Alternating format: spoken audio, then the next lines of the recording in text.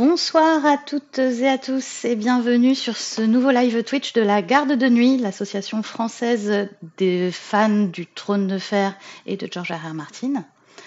Ce soir, on est là pour une émission des veilleurs au rempart, c'est-à-dire que c'est notre émission autour de tout ce qui se passe sur les séries télé House of the Dragon et Game of Thrones. Et plus précisément, on va parler des rumeurs de tournage pour la saison 2 de House of the Dragon. Je suis Nymphadora et je suis avec Eridan. Coucou les gens. Et avec Yoda. Bonjour à toutes et tous.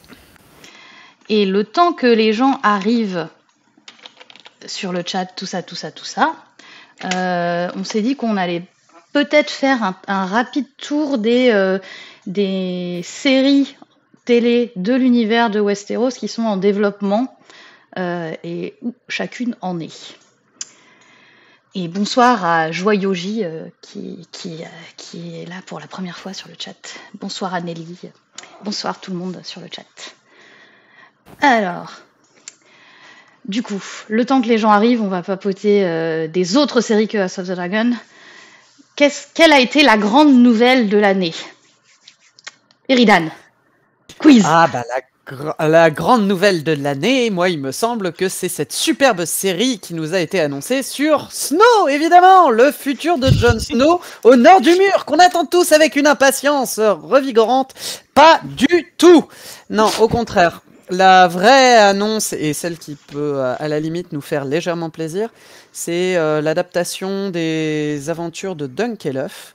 Donc pour ceux qui ne sauraient pas, Dunkelhoff, ça se passe 90 ans avant Game of Thrones, 90 ans du coup avant la saga principale.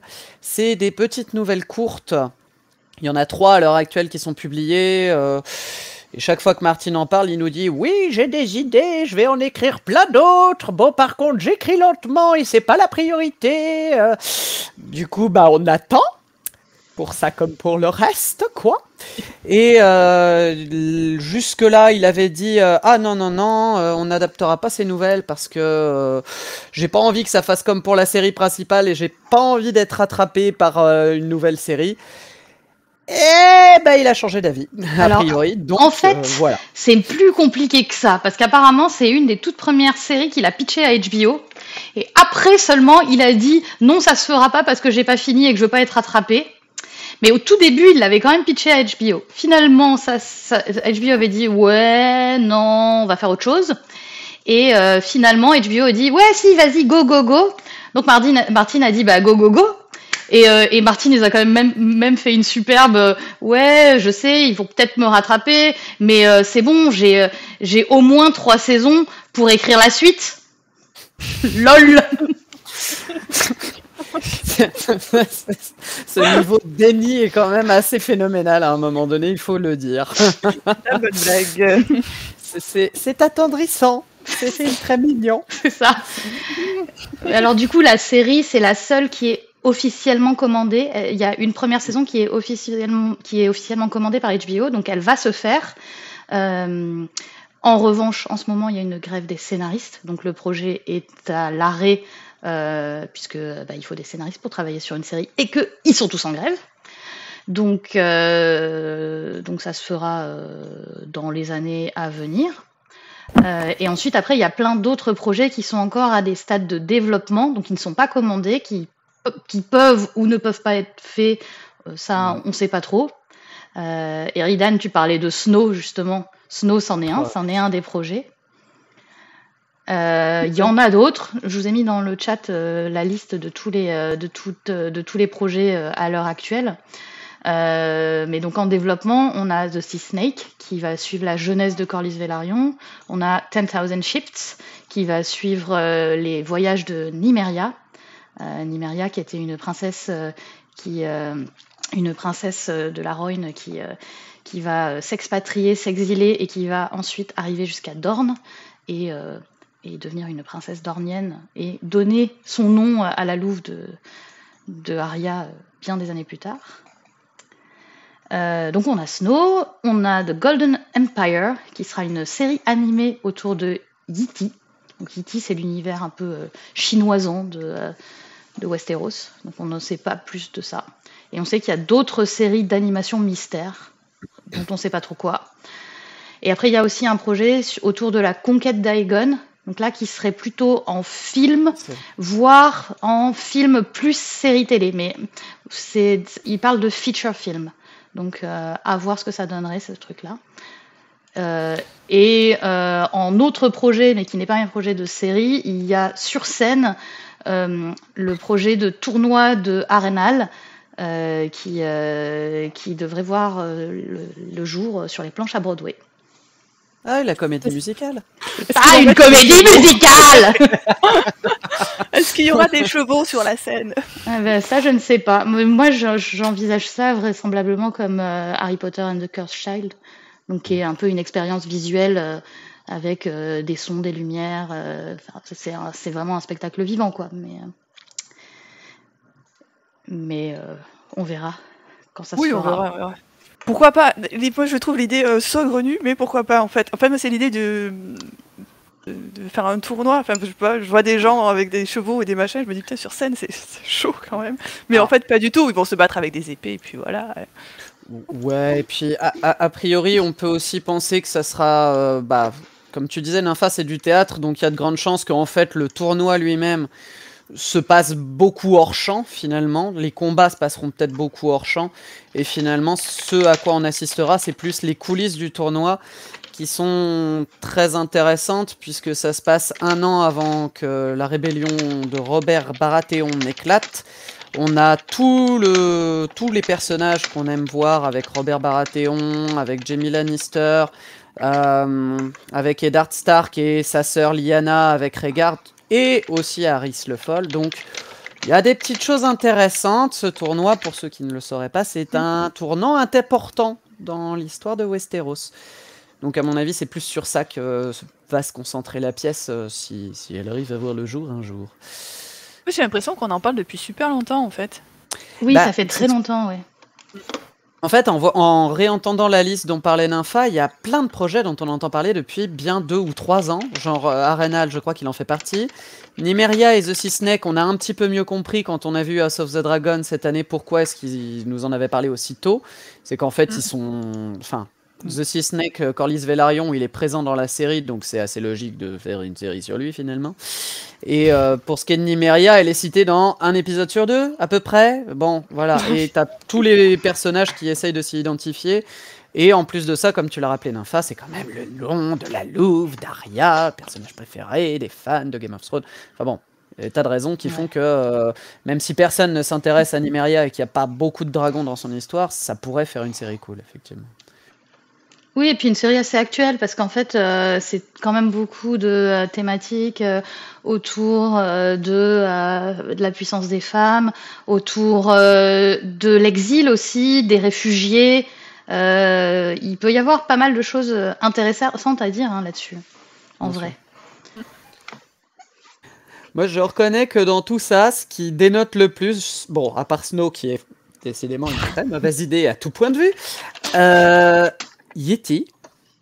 Qu'est-ce que tu vas raconter à Yeti? J'ai très peur dans le cliché avec Yeti. Après, ça peut aussi donner lieu à une série absolument génialissime, hein, pourquoi pas? Parce que tout est à inventer, tout est à créer, et ça peut être vachement cool en fonction de ce que t'en fais.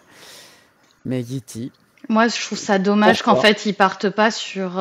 tu vois, quitte à adapter quelque chose, qu'ils partent pas sur de la fantaisie orientale qui existe déjà. Tu vois, tu as des bouquins de fantaisie de Ken Liu, notamment, qui sont formidables, qui pourraient faire des super trucs. Tu as, pareil, chez Who Became the Sun, qui pourrait faire un truc... pas si... Enfin, moi, j'avais pas adoré le bouquin, mais n'empêche que ça pourrait donner des trucs stylés en série. Et au moins, ça a le mérite d'exister et d'avoir une base. Donc j'avoue que je trouve dommage de partir sur faire de la fantaisie chinoise comme ça, alors qu'il y a des super trucs de fantaisie chinoise qui existent déjà et qui feraient des trucs, des super projets. Et puis là, soyons honnêtes, moi ce qui me surprend vachement dans le projet, c'est que, mais quel est le lien avec Game of Thrones? Enfin, dans toutes les autres séries dont on a parlé, il y a soit un lien assez établi avec Game of Thrones, soit un lien très établi avec House of the Dragon. The Sea Snake, voilà, tu peux difficilement faire plus connecté à House of the Dragon. Ben là, E.T. quoi, vraiment, moi je ne comprends pas. C'est Si, connecté c'est à le rien, marché, je veux dire, c'est le marché chinois. Enfin, d'accord. le marché chinois est un énorme enjeu financier et donc il faut des trucs qui font plaisir au marché chinois. Hein. Alors, C'est d'accord. l'argent, hein, c'est le flouze, le nerf de la guerre. Je vais être méchant. Hollywood, tu n'y arrives pas, d'accord? Tu as produit 2 Mulan, ça ne fonctionne pas sur le marché chinois, tu laisses tomber, s'il te plaît. Ça ne fonctionne pas comme ça. Et ouais. Non, mais à un moment donné. Enfin, bon, pardon. Allez, zou. Et du coup, ouais, sur le chat, Babar nous dit et nous rappelle qu'effectivement, il est possible qu'il y ait aussi d'autres séquelles sur les rails, parce que dans une interview, il y a eu une phrase un peu mystérieuse en mode il y a des super projets de préquels, donc qui sont Corlys, Nymeria, tout ça, et des projets de séquelles dont Jon Snow, mais au pluriel. Donc on ne sait pas ce que c'est. Et voilà. Donc ce serait après Game of Thrones. Et du coup, il y en aurait peut-être plus qu'un. Eh ben, youpi. On a hâte de voir ça. On verra. Mais bon, mais du coup, ce soir, on n'est pas là pour parler de ces séries-là. Là, c'était les minutes d'attente, le temps que les gens arrivent, se connectent sur le chat, tout ça. Mais ce soir, on va parler de House of the Dragon et de la saison 2. Et notamment, donc la saison, elle est en cours de tournage. Il y a eu des premiers tournages à Cáceres et à Trujillo en Espagne. Donc il y a eu pas mal de petites photos, de trucs qui ont tourné, qui ont été partagés. Donc on va un peu débriefer tout ça. Et on va commencer par parler des acteurs qui vont être dans la série. Alors, attendez, je prépare mon petit diapo. Et là, je laisse la main à Yoda parce que c'est la queen des acteurs. Sur les acteurs, en fait, il n'y a pas grand-chose de vraiment confirmé. Pour la plupart, autant vous dire, c'est de la rumeur, des gens pris en photo de très loin, des figurants, des choses comme ça. Mais on en a quand même eu 4 qui ont été confirmés pour de bon, officiellement, par les comptes officiels. Donc eux, c'est bon, on sait qu'ils seront là. Officiellement, on n'a pas leur rôle, en fait. Enfin, je ne sais pas si c'était vraiment confirmé, mais c'est à peu près certain, quoi. Pour les 4 premiers, au moins, c'est à peu près les seuls pour lesquels on sait qu'ils seront là et à peu près ce qu'ils vont faire, quoi. Voilà. Donc le premier monsieur, là, sur le côté, de l'autre côté, voilà. C'est Aboubacar Salim, qui devrait interpréter Aline de Karen. Voilà. Donc, pour savoir qui est Aline de Karen... Eridan. C'est Eridan qui va vous en parler.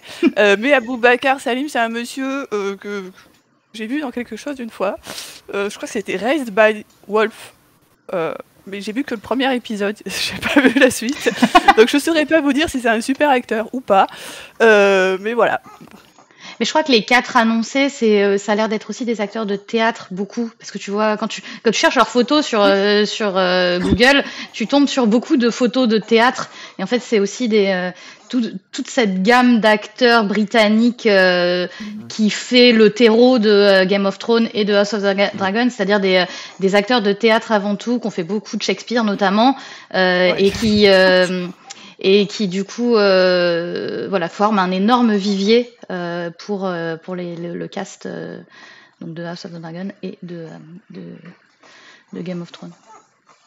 Et donc du coup, Aline de Karen, c'est qui, Eridan?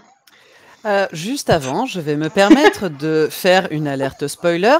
Nous allons spoiler comme des gros porcs. Voilà, préparez-vous à être très méchamment spoilés. Donc si vous ne voulez pas savoir ce qui va se passer dans la saison 2, en gros, éteignez ce Twitch et passez à une autre activité. C'est ça. Mais en même temps, qu'est-ce que vous foutiez là? Parce que si vous voulez les rumeurs sur la saison 2, c'est a priori que vous voulez savoir ce qui va se passer dedans, quoi, non?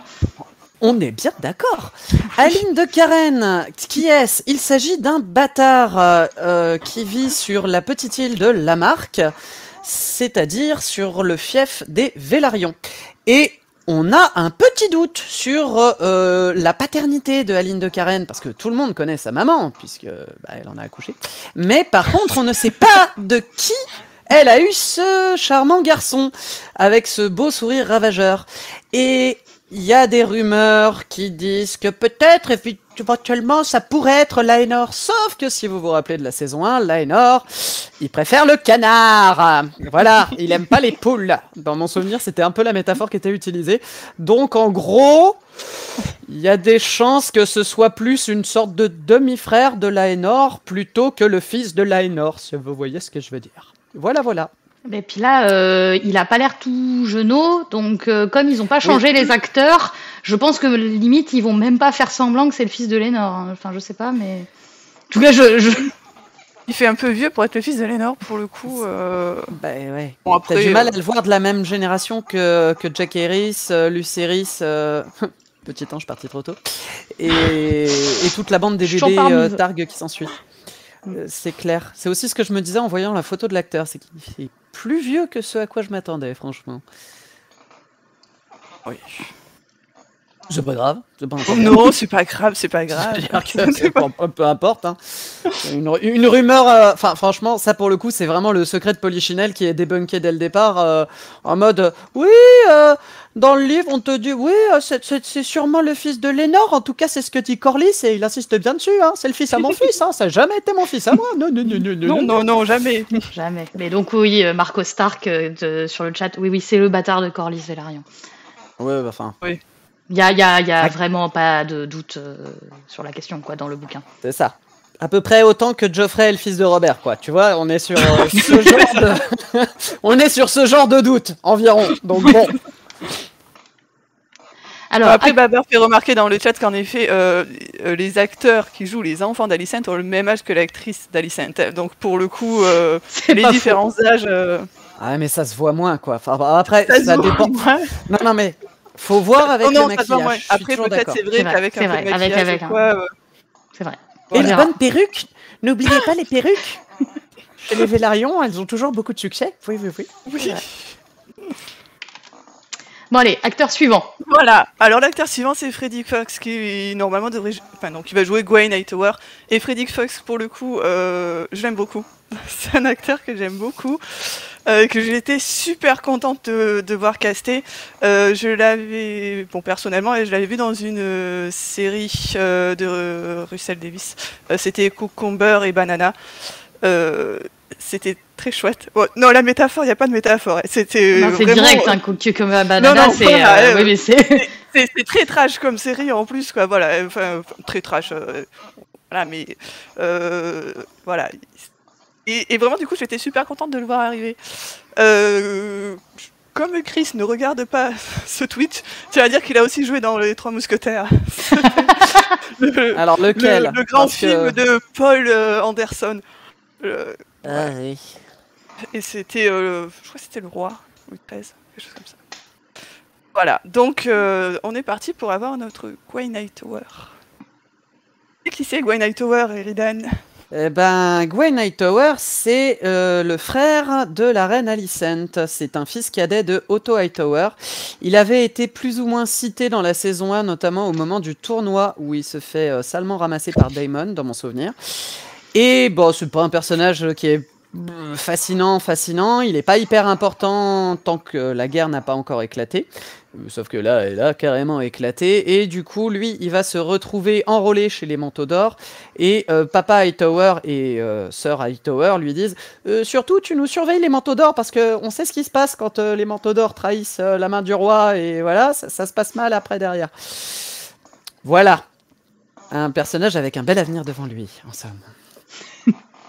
Un verre. J'espère qu'ils vont pas lui faire trop mal, j'espère. Oh non, penses-tu?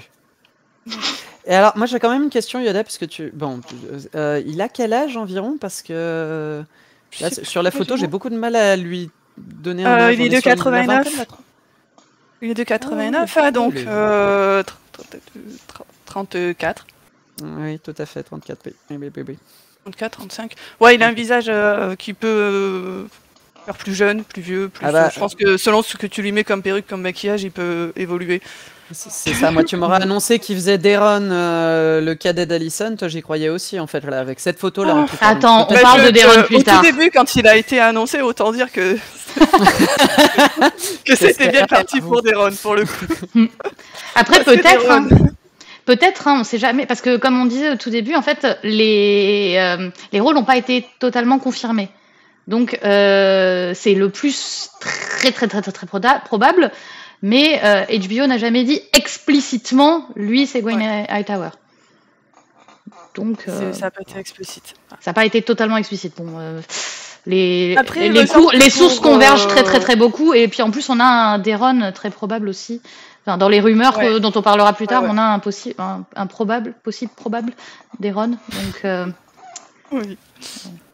Il me semble que Aboubacar Salim, pour le coup, lui a plus ou moins confirmé qu'il allait jouer. Voilà. Après, peut-être qu'il troll le monde entier. Voilà. Mais bon, c'était. Voilà. Donc, bon, après, ça peut faire un très bon Hightower. Enfin, c'est assez cohérent, quoi. Voilà. Alors, la prochaine. La prochaine, c'est Gail Rankin qui devrait jouer Alice Rivers, qui pour le coup était un rôle quand même assez attendu, qui pour le coup, me semble-t-il, était quand même plutôt brune que blonde. Mais c'est pas grave. Si vous cherchez sur internet, elle change, elle change de couleur, de coupe de cheveux et de coiffure à peu près tous les 4 matins. Donc c'est une actrice. Il n'y a pas de les cheveux, ça se fait. C'est une actrice qui est, elle aussi elle est de 89, donc pareil, 34-35 ans. Et elle a fait les 3 saisons de Glow, la série avec les catcheuses. Voilà. Et elle était aussi dans la première saison de Perry Mason, que j'ai vu pour le coup, mais je ne m'en souviens absolument pas. Voilà, c'est fabuleux. C'est une très bonne information, voilà. Alice Rivers, c'était quand même un personnage qui était pas mal attendu par les fans, surtout les fans des mondes. Attendent Alice, pour le coup. C'est ça, pour faire du chip. Voilà. À la fois Daemon et Aemond, les deux vont avoir des trucs autour de Alice Rivers. Eridan, tu nous en dis plus ? Alors, bien sûr, Alice Rivers est une bâtarde et une nourrice qui, pour le moment, stationne à Arenal. Elle serait en lien avec la famille Forte. Donc, si vous vous rappelez bien de la famille Forte, c'est un excellent personnage qui est Larys Forte, qui tripe un tout petit peu sur les pieds. Mais à part ça, il est charmant. Et du coup, Alice, on a énormément de rumeurs à son propos. Et très peu de choses confirmées. Moi, j'avoue que j'ai un petit regret quand je vois l'actrice et quand j'entends ce que tu dis sur son âge. C'est que j'aimais énormément le fait que dans le bouquin, on te suggère que Alice est âgée, genre plus âgée, genre très âgée. Alors ok, on peut nous faire un coup à la ouais, c'est comme Mélisandre, en fait, elle est plus vieille à l'intérieur, mais elle fait plus jeune à l'extérieur. Mais j'aurais bien aimé quelqu'un d'encore plus âgé pour justement avoir un vrai décalage entre Aemond et son gossip, effectivement, enfin son kink, je ne sais pas comment l'appeler concrètement. Voilà, son crush. Son crush, ouais, tout à fait, exactement, c'est tout à fait ça. On va attendre de voir ce que ça donne, mais effectivement, c'est un personnage qui est très important pour la suite et on a hâte de voir ce que ça va donner. Moi, ce que je trouve très cool avec cette actrice, c'est qu'ils ont choisi une actrice qui a une gueule qui n'est pas forcément d'une beauté très conventionnelle. On est un peu sur le type de beauté d'Emma Darcy ou de Matt Smith. En fait, on est sur des acteurs et actrices très charismatiques et qui ont vraiment une gueule, qui sont pas dans le canon de beauté hollywoodien classique. Et elle, c'est pareil, quand tu regardes ses photos sur Google Images, tu as vraiment l'impression d'un caméléon, mais d'un caméléon qui a vraiment quelque chose, quoi. Elle dégage une espèce d'altérité et je trouve ça très cool qu'ils continuent sur cette voie de casting en nous évitant les jolies petites minettes et voilà. Et tu vois, justement, là on n'est pas sur une Mélisandre, en fait, on n'est pas sur Caris Van Houten qui était une bombe absolue.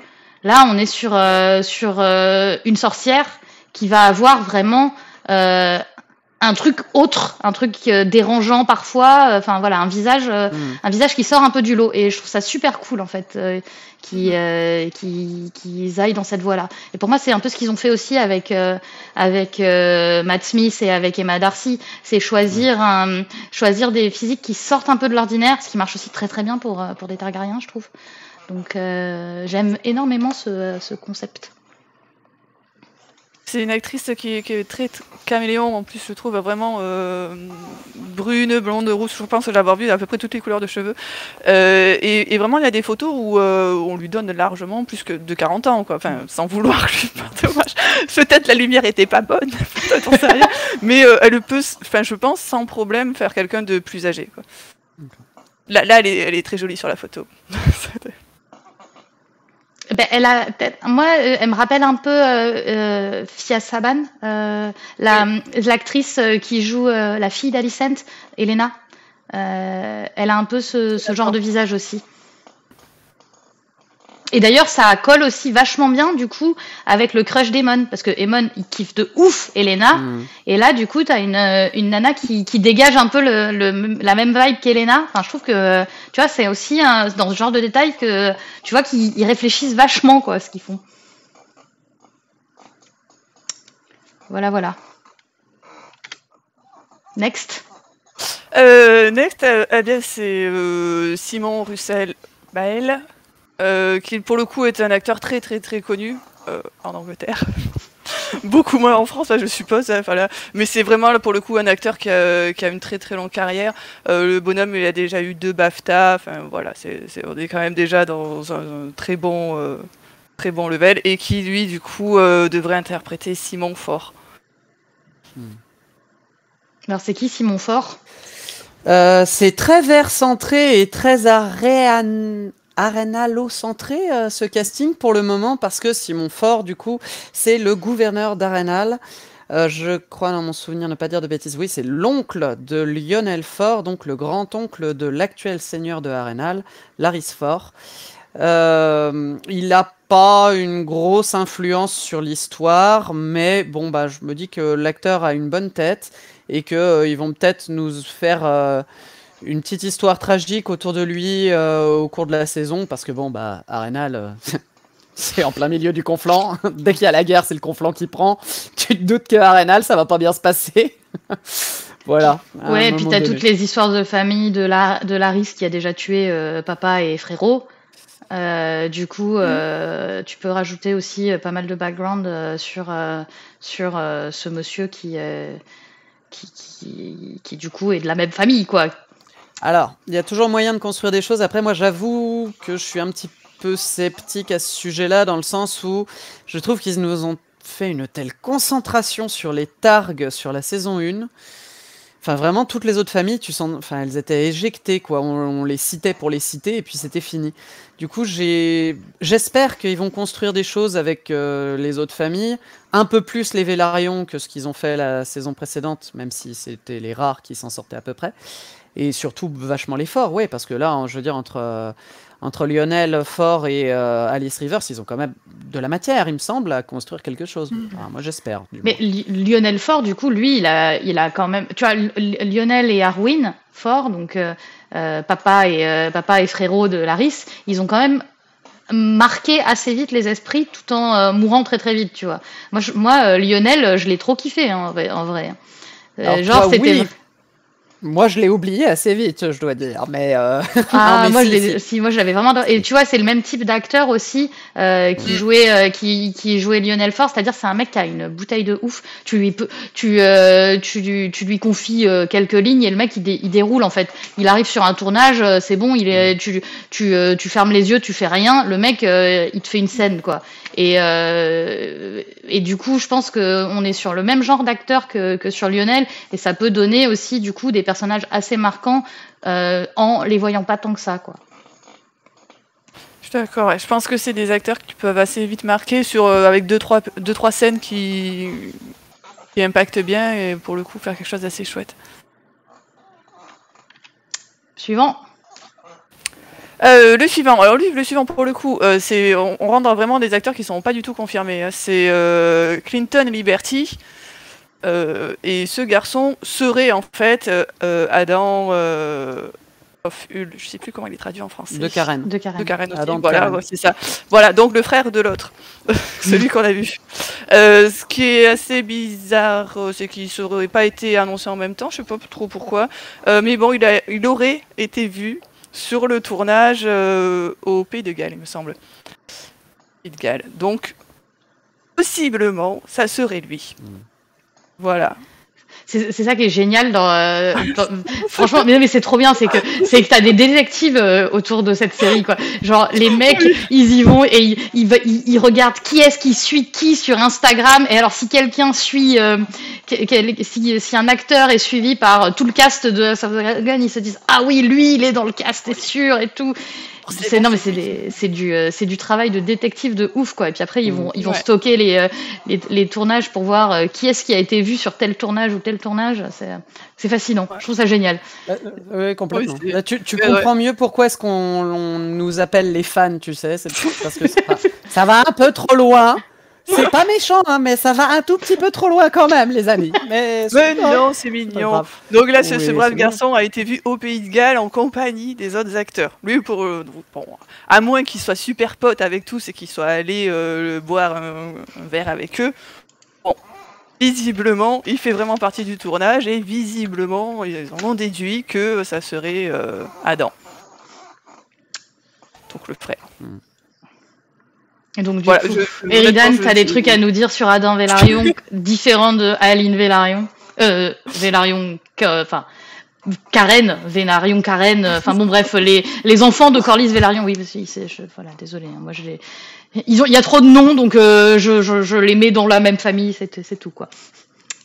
Oh, mais Adam, Aline aussi, quoi, au bout d'un moment. Mais donc de Karen. Je crois qu'on a perdu Eridan, il a l'air frisé. Ah. Il ne bouge plus, le garçon. Ah bah mince alors. C'est embêtant. Je sais pas s'il y a grand chose d'autre à dire de plus que lui, puisque finalement c'est le frère de l'autre. C'est le frère de l'autre. Ils ont la même mère. Visiblement, ils ont le même père. Hein, c'est voilà. Qui est leur père? Ok. Allez, on va passer au suivant. Voilà. Du coup, on peut passer au suivant en attendant. Ah oui, en plus cela, de toute façon, c'est bon, on n'a pas besoin d'Eridan pour cela. Non, cette photo est floue. Voilà. Alors, je suis pas sûre qu'ils soient bien dans l'ordre, hein, mais alors c'est Barney Fishwick, Doc Stephan et Ralph Davis, voilà, qui ont été vus sur le tournage en Espagne. Donc c'est des scènes à Port-Réal. Les gens en ont déduit que ça serait des soldats Hightower vu leur tenue. Voilà. Ça a l'air assez logique. Je sais pas trop pourquoi. Ah, on a totalement perdu Eridan. Du coup, tu as bougé. Il a tout décalé. Il a décalé tout mon petit truc. Ah voilà. Bon, c'est pas grave, on a l'audio, c'est l'essentiel. Voilà. Voilà. En plus, vous voyez bien la photo au milieu, c'est bien le plus principal. Donc, c'était parti sur des Soldats Tower, mais vraiment random, hein, jusqu'à ces derniers jours où il est sorti que Barney Fishwick serait peut-être Martin Rain. Je sais pas d'où c'est sorti d'un seul coup, cette histoire. Pourquoi est-ce qu'on aurait des Rain? Je ne sais pas aussi pourquoi, hein, mais voilà. Ouais, bah écoute, alors, c'est lequel Barney Fishwick? C'est pas celui de gauche. Moi, je vois dire ou peut-être à droite. C'est un blond, en tout cas. C'est un blond, mais c'est un des deux blonds. Du coup, je partirai sur celui de droite pour le coup. Ah, bah ok, alors je te crois. Voilà. C'était sans... Ouais, il me semble que c'était lui. Voilà. Alors, je crois qu'Eridan est en train de revenir. Pourquoi ça serait Martin Rain qui serait habillé comme les autres, hein, mais puis Désolé, ça risque de se reproduire en plus, j'ai une mauvaise connexion. Alors, qu'est-ce qu'on disait? Là, on était on n'avait pas besoin de toi parce qu'on était sur des soldats Hightower d'une photo de flou. Cool, très bien. Eh ben, je repars alors. Non, je plaisante. Mais sinon, regardez, j'ai une autre photo floue avec un autre Hightower. Et en plus, il a une grande barbe.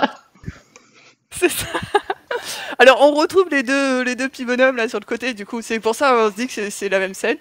Ça serait Scroobius Pip, celui du milieu, autant dire que c'est flou, c'est pris de loin, avec une barbe, donc si ça se trouve, c'est pas lui. Mais... voilà. Autant les trois autres d'avant, pour le coup, par contre, on sait que c'est eux. Lui, déjà, c'est moins sûr. Mais bon, c'est parti pour Scroobius Pip, qui est un garçon qui a joué dans des trucs. Ouais. Et du coup, Sick Sad Wife, oui, pardon, nous dit, on parlait tout à l'heure donc du blond qui était peut-être aussi casté en Martin Rain, en disant, on se demande bien pourquoi est-ce qu'il y aurait besoin de mettre un Rain. Il disait, c'est peut-être juste basiquement de faire un rappel de qui sont les Rain. Alors Chat Noir, en plus c'est vachement plus facile. Bonjour Chat Noir du forum. Donc c'est beaucoup plus c'est effectivement peut-être juste un clin d'œil à la série mère pour rappeler les Reigns of Castamere, tout ça, faire un peu de la chanson. Bah non, la chanson c'est Tywin Lannister qui a défoncé la maison, c'est pas tout ce serait totalement anachronique. Oh là là. Ouais, on en reparle du poignard d'Aegon là parce que moi je m'en remets toujours pas. Hein. Bon, non, après, plus basiquement, hein, les Reigns prennent parti comme l'ensemble des terres de l'Ouest et des serviteurs Lannister aux côtés des Verts. Donc, avoir un Reign au beau milieu de la capitale, à la limite, pourquoi pas, allons-y. On n'en sait rien, il faisait peut-être partie de la cohorte qui suivait Thaïlande ou que sais-je, enfin voilà. Alors moi, il y a quelque chose qui me surprend, m'interpelle. On est d'accord, vous venez de dire que là, on n'avait que des Hightower. En fait, en gros, on a sûrement que des Verts autour de nous, c'est bien ça. Ça a été filmé en Espagne, donc c'est les scènes à Port-Réal. D'accord. Du coup, je trouve ça assez intéressant parce que jusque-là, tu avais quand même une espèce de répartition. Vraiment, les acteurs noirs, c'était les Velaryons, exception faite de Grand Maester Wild qui était le seul vert au beau milieu à avoir la même couleur de peau que les Velaryons. Ça nous avait d'ailleurs posé plein de questions à l'époque. On se demandait « Oh, mais est-ce qu'il ne serait pas rattaché aux Velaryons, finalement ?» Et en fait, pas du tout. Donc là, je trouve ça assez intéressant de se dire que même au sein du clan vert, il y aura aussi des acteurs noirs. Moi, c'était une des choses que je redoutais un petit peu, et même encore après la fin de la première saison, que finalement, les Velaryons, ce soit les gentils, enfin les noirs, plus globalement, ce soit le groupe des noirs, le groupe qui entoure Rhaenyra, ce soit les gentils, ils sont inclusifs et tout ce que tu veux, et à l'inverse, les verts, c'est juste une bande de moralisateurs qui essayent d'exclure absolument tout le monde. Donc vraiment, bon, voilà, je trouve ça assez cool, moi, pour le coup, qu'il y ait cette espèce de cohérence, je trouve. Interne à la série, en tout cas. C'est pas mal. Alors, le suivant. Le suivant, c'est Antonio Magro. Qui est Antonio Magro? C'est une très bonne question, surtout que lui, pour le coup, on sait pas du tout qui il pourrait jouer. À part que, visiblement, il aurait été plus ou moins en contact avec les deux acteurs suivants, là, qu'on va voir, en fait, qui, pour le coup, sont vraiment des personnages autour de Riverlands, en fait. Donc, lui aussi, théoriquement, devrait tourner autour de cet espace. Du Conflans. Ouais, Conflans. Il y a une bonne tête de Bracken. Tu as Bracken. C'est gratuit. C'est vrai que Chat Noir dit un fort. Ouais, mais il ressemble pas trop au seul fort que du coup on a eu sur le casting. Et puis ils sont un peu tous morts quand même, les forts, hein, à part Simon qui reste. Non, c'est vrai que Chat Noir a pas complètement tort. Il me semble que Simon, le gouverneur là qu'on a vu juste avant, a des fils, des petits-fils et tout ce qui s'ensuit. Donc il ferait peut-être pas partie de la lignée principale des forts. Ouais, pourquoi pas. Après, oui, clairement, oui, ça peut être un Airboss, un Bracken, c'est ça. Voilà, exactement. Un peu ça. Alors lui, pour le coup, en plus, c'était très très léger. Ouais, genre le mec qui va boire des verres avec ses potes, quoi. Alors, il suit sur Instagram les deux suivants. Alors, le suivant. Attends, le suivant, on devine. Vas-y, on fait deviner à Eridan de quelle famille à quelle famille tu le mettrais. Très volontiers. Il a une bonne tête de Tully, lui, avec ses cheveux roux quinous. Non? Ou je rêve? Ouais. Eh bah ouais. Ça serait Elmo Tully. Voilà. Voilà. Alors les Tully, il faut savoir que ils ont des prénoms à cette période-là qui sont tirés de 21 Sesame Street, ce qui est une émission pour enfants. C'est le Muppet Show, en fait, les gars. Et Martin est trop fan, et donc il a donné aux 3 Tully principaux des prénoms qui sont tirés du Muppet Show. Voilà. Il y a Kermit la grenouille, il y a Elmo, et le troisième, je sais plus. Il y a Oscar aussi, et il y a Grover. Voilà, donc t'en as 4 hein, quand même. C'est Grover. Voilà, les Tully sont des Muppets, je vous laisse avec cette information. Que voulez-vous que je vous dise? Et donc lui c'est Elmo du coup. a priori. Ouais, ça serait Elmo Tully, possiblement. Mais alors, Eridan Elmo Tully, à part qu'il a un nom de Muppet, il est cool. Non, c'est une carpette. Non, je t'assure, arrête. C'est pire qu'Edmure là à ce stade-là. Alors, on ne touche pas à Edmure. Bah oui, mais moi j'aime bien Edmure, mais lui, non, je l'aime pas. Attends, moi je suis en train de regarder The Crown. Je suis à fond là. Du coup, on revoit ce bon vieux acteur dont j'ai oublié le nom, mais qui joue le rôle d'Edmure dans Game of Thrones. Il est trop choupi. Ah, et puis il est bon.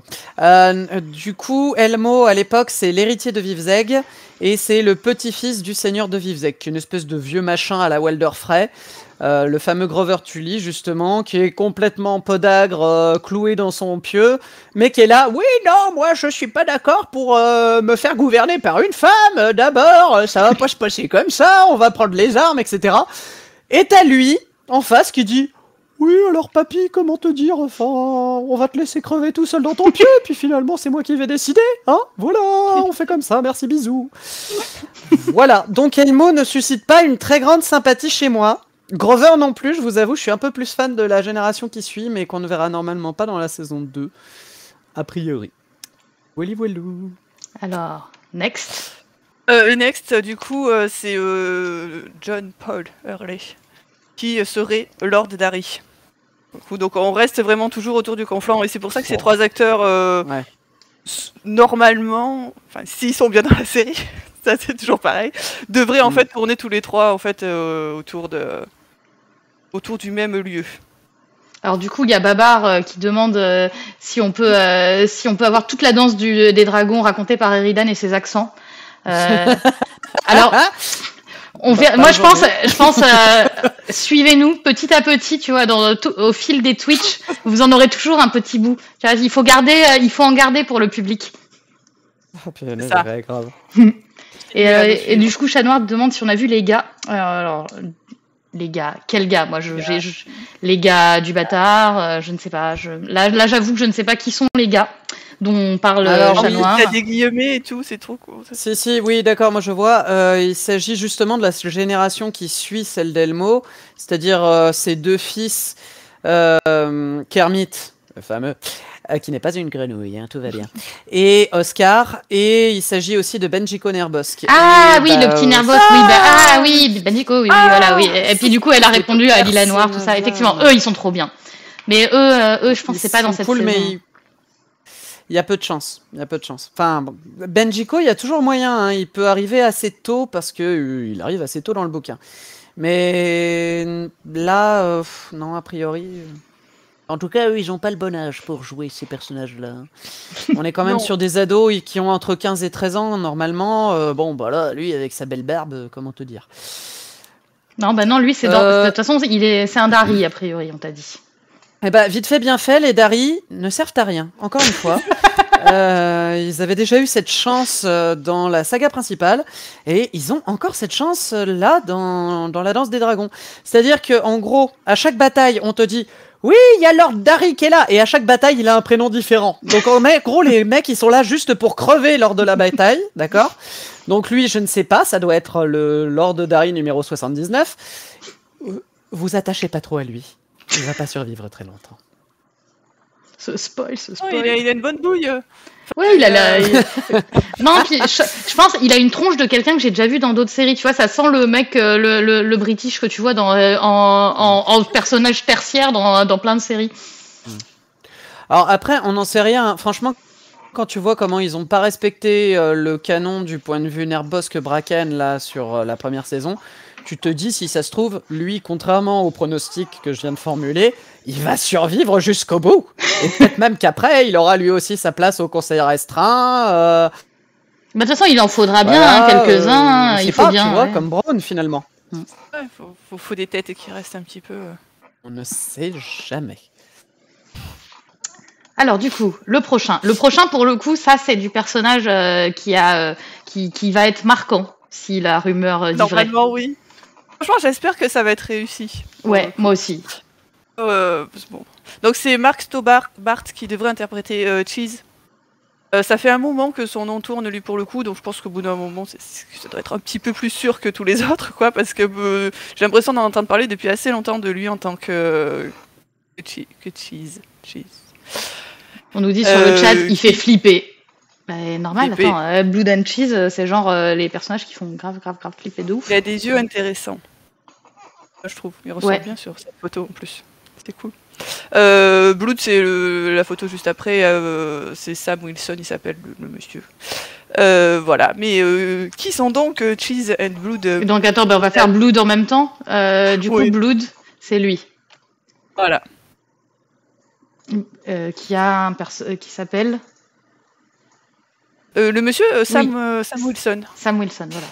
Pardon. Voilà. Lui, c'est sorti un peu plus récemment son nom à lui. En rapport de Mark Stobart, où vraiment j'ai l'impression d'entendre son nom depuis assez longtemps.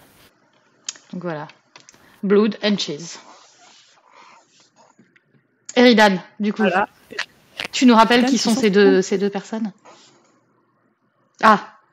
On a Eridan Eridan. Bah voilà, Blood and Cheese ont tué Eridan. Non mais ça c'est parce que voilà.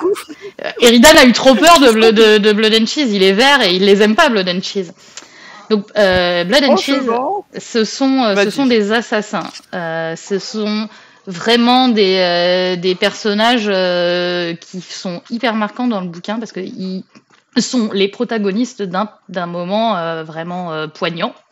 En fait, ils vont passer par les passages secrets du Donjon Rouge pour assassiner les enfants de Helaena Targaryen. Helaena Targaryen, donc, qui est la fille d'Alicent, celle qui a les visions, tout ça. Donc, ce sont des assassins commandités a priori par Daemon Targaryen pour venger la mort de Lucerys. Donc, un œil pour un œil, maintenant, un fils pour un fils. Donc, du coup, Blood and Cheese vont venir dans la chambre de Helaena avec les bébés. Donc, elle a 3 enfants, Helaena. Elle a la petite Jaehaera, le petit et les 2 petits dont j'ai oublié le nom. Parce que j'avais pas révisé, parce que moi j'avais Eridan. Voilà, ça y est, Eridan est revenu. Heureusement. Moi, je dis que c'est un complot, moi. Moi, je pense que c'est ça. Hein. Je vous l'ai dit, là, ma connexion a du mal à tenir. Du coup, oui, Cheese, tout à fait. Alors, du coup, j'en étais au fait que donc c'est des assassins qui ont été envoyés pour tuer les petits de Helaena. Et donc, j'en étais au fait que je ne connaissais pas le nom des 3 enfants. Je ne connaissais que le nom de la petite. Jaehaera, parce que les Targaryens aiment ne pas être inventifs quand il s'agit des prénoms finalement, et Maelor, qui est très très moche. Ça rappelle beaucoup Maegor, donc Aegon II n'a vraiment aucun goût pour choisir les prénoms de ses rejetons. Voilà. Je ne te permets pas, Aegon est merveilleux.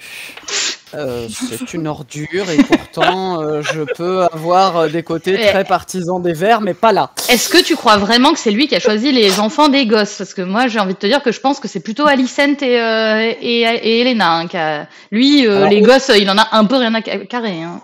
Autant pour Jaehaerys et Jaehaera, j'ai tendance à dire que effectivement ça rappelle quand même vachement le nom du conciliateur, donc on peut vraiment penser que ça viendrait d'Alicent parce qu'elle aimait beaucoup le roi Jaehaerys. Pas comme ça. Mais par contre, pour Maelor, j'avoue que j'ai un petit doute. De toute façon, Maelor, c'est juste moche, quoi, à un moment donné. Enfin, voilà, quelle que soit la personne qui l'ait choisi, c'est un mauvais choix, c'est tout. Alors, moi, j'avoue que, allez, je vais faire mon gros fan relou. Il y avait une théorie que j'aimais beaucoup et qui disait que, si ça se trouve, Cheese, fromage, donc, c'était Miss Arya déguisée. Et juste pour le fait qu'on appelait cette théorie la théorie du fromage blanc, parce que Miss Arya, c'est le vert blanc, et le vert est à l'intérieur du fromage. Enfin, voilà, je trouvais cette théorie vachement trop cool. Du coup, moi, j'étais que ce soit un homme random, je suis un peu déçu. Comment ? J'étais vraiment restée sur ça, que c'était Miss Arya aussi, en fait. Ah bah, et du coup, quand ils ont casté quelqu'un, je me suis dit, mais c'est pas Miss Arya, enfin... Peut-être que Miss Arya leur ouvrira les portes. Hein. Ça peut être Blood and Cheese qui... Alors théoriquement, c'est elle qui les recrute. De toute façon, c'est elle qui... Voilà, elle est dans le truc, quoi. Mais bon, ça restait vraiment une grosse théorie de fan. Elle est sympa à lire, elle est cohérente. Il n'y a rien qui permet vraiment de la démonter. Bon, après, c'est pas la théorie la plus importante, ni la Oui. plus grave qui soit, tu vois. Enfin, et puis, il a vraiment une bouille, cet acteur. Hein. Pour le coup, il va faire un bon cheese, à mon avis. J'ai hâte de voir 100. Et moi, je trouve que, du coup... Si tu me dis que c'est le nounours, là, par contre, je vais être très déçu. Lui. Bah si, c'est ça. C'est lui, 100. Oh non, mais il est trop mignon. T'as envie de lui prendre ses petites joues et lui faire cousi. Moi, je pense que, à mon avis, il a la carrure qui va avec et à mon avis, si t'es face à lui, tu dis plutôt ah non, Pas cousi. pas gousi. Là, t'en as un qui a une tête de sociopathe et l'autre qui a une gueule d'armoire à glace, quoi. Non, après là, c'est la photo qui lui donne l'air d'un gentil petit nounours. Mais oui, effectivement, enfin, tu le verrais bien sur un ring de catch finalement, ce jeune homme. Et donc bon, bref, du coup, j'en étais à raconter l'épisode Blood and Cheese. Donc on en était il venait d'arriver dans la chambre de Helena Targaryen. Est-ce qu'on raconte ce que Il y aura le troisième enfant du coup ou pas? Vous pensez que... Moi, je pense qu'ils vont le faire. Je pense. Moi, je pense qu'ils vont le faire. Parce qu'en fait, ce qui se passe... qu'ils ont vieilli, les enfants, par contre. Alors, la petite Jaehaera qu'on ne montrera pas parce que la photo a été supprimée de l'Internet mondial et que, en plus, c'est une petite fille. Donc, si c'est une photo volée d'une petite fille, c'est pas cool.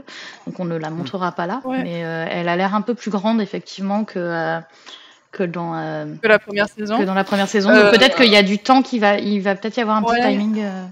Et pareil pour les deux petits, j'ai cru voir passer à un moment donné des photos des deux petits de Rhaenyra pour le coup, de Viserys et Aegon.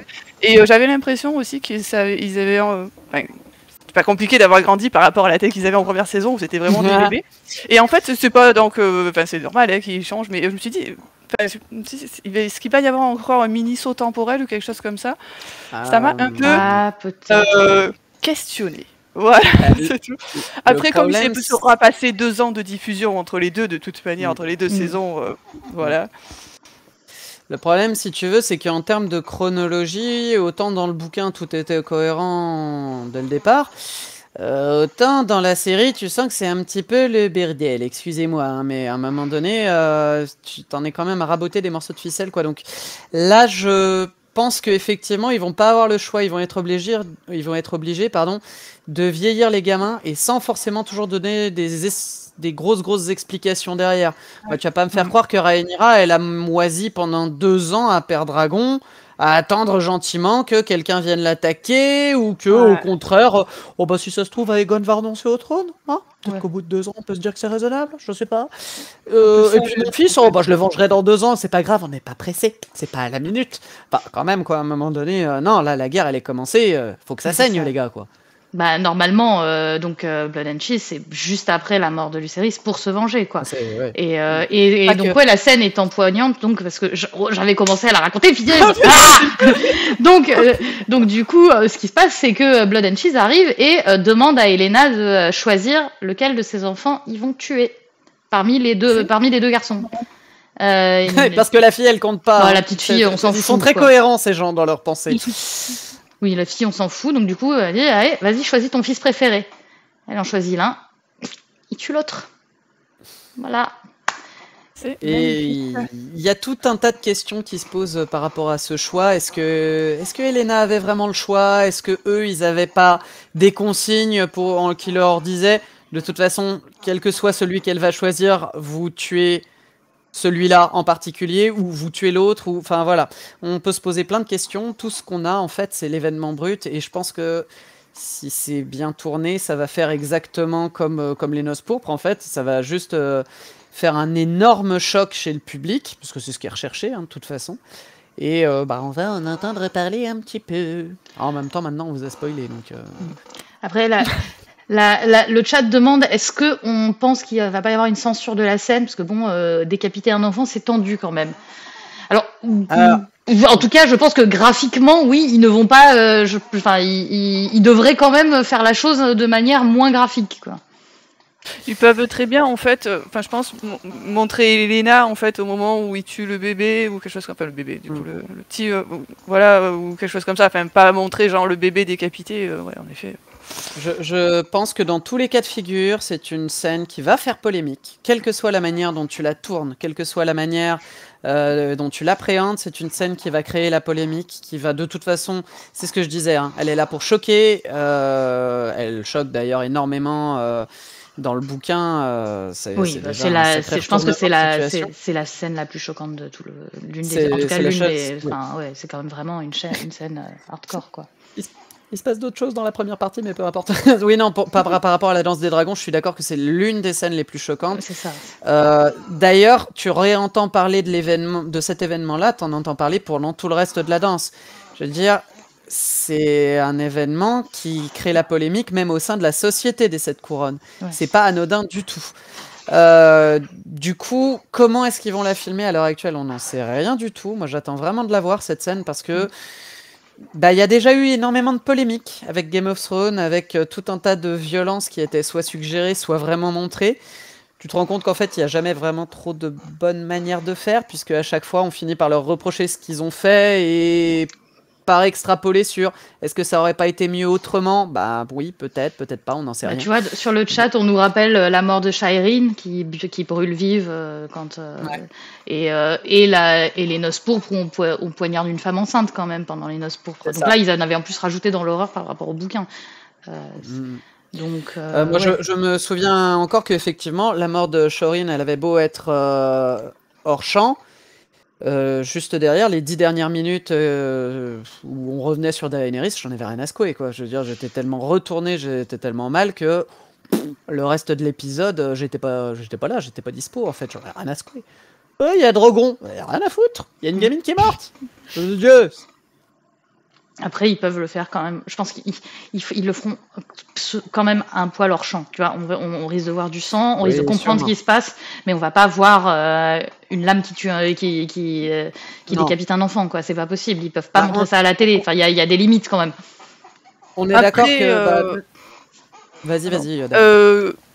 Par contre, ils ont filmé les scènes après du cortège du petit, et en fait, il y a le corps décapité. Oh, merci pour ce détail. Voilà. On en reparle tout à l'heure si vous voulez des photos. Voilà. Après, non mais là où je suis un peu d'accord avec Nympha, c'est que regarde, ne serait-ce même que dans la toute première saison, le tout premier épisode de Game of Thrones, on te montrait la chute de Bran, mais pas le choc, pas le moment où il atteint le sol. Tu vois, tu le voyais tomber, mais tu ne le voyais pas le moment où il se prend le sol. C'est normal. Effectivement, je pense que tu as une limite à la violence que tu peux montrer à la télévision. Game of Thrones avait pas mal repoussé les limites.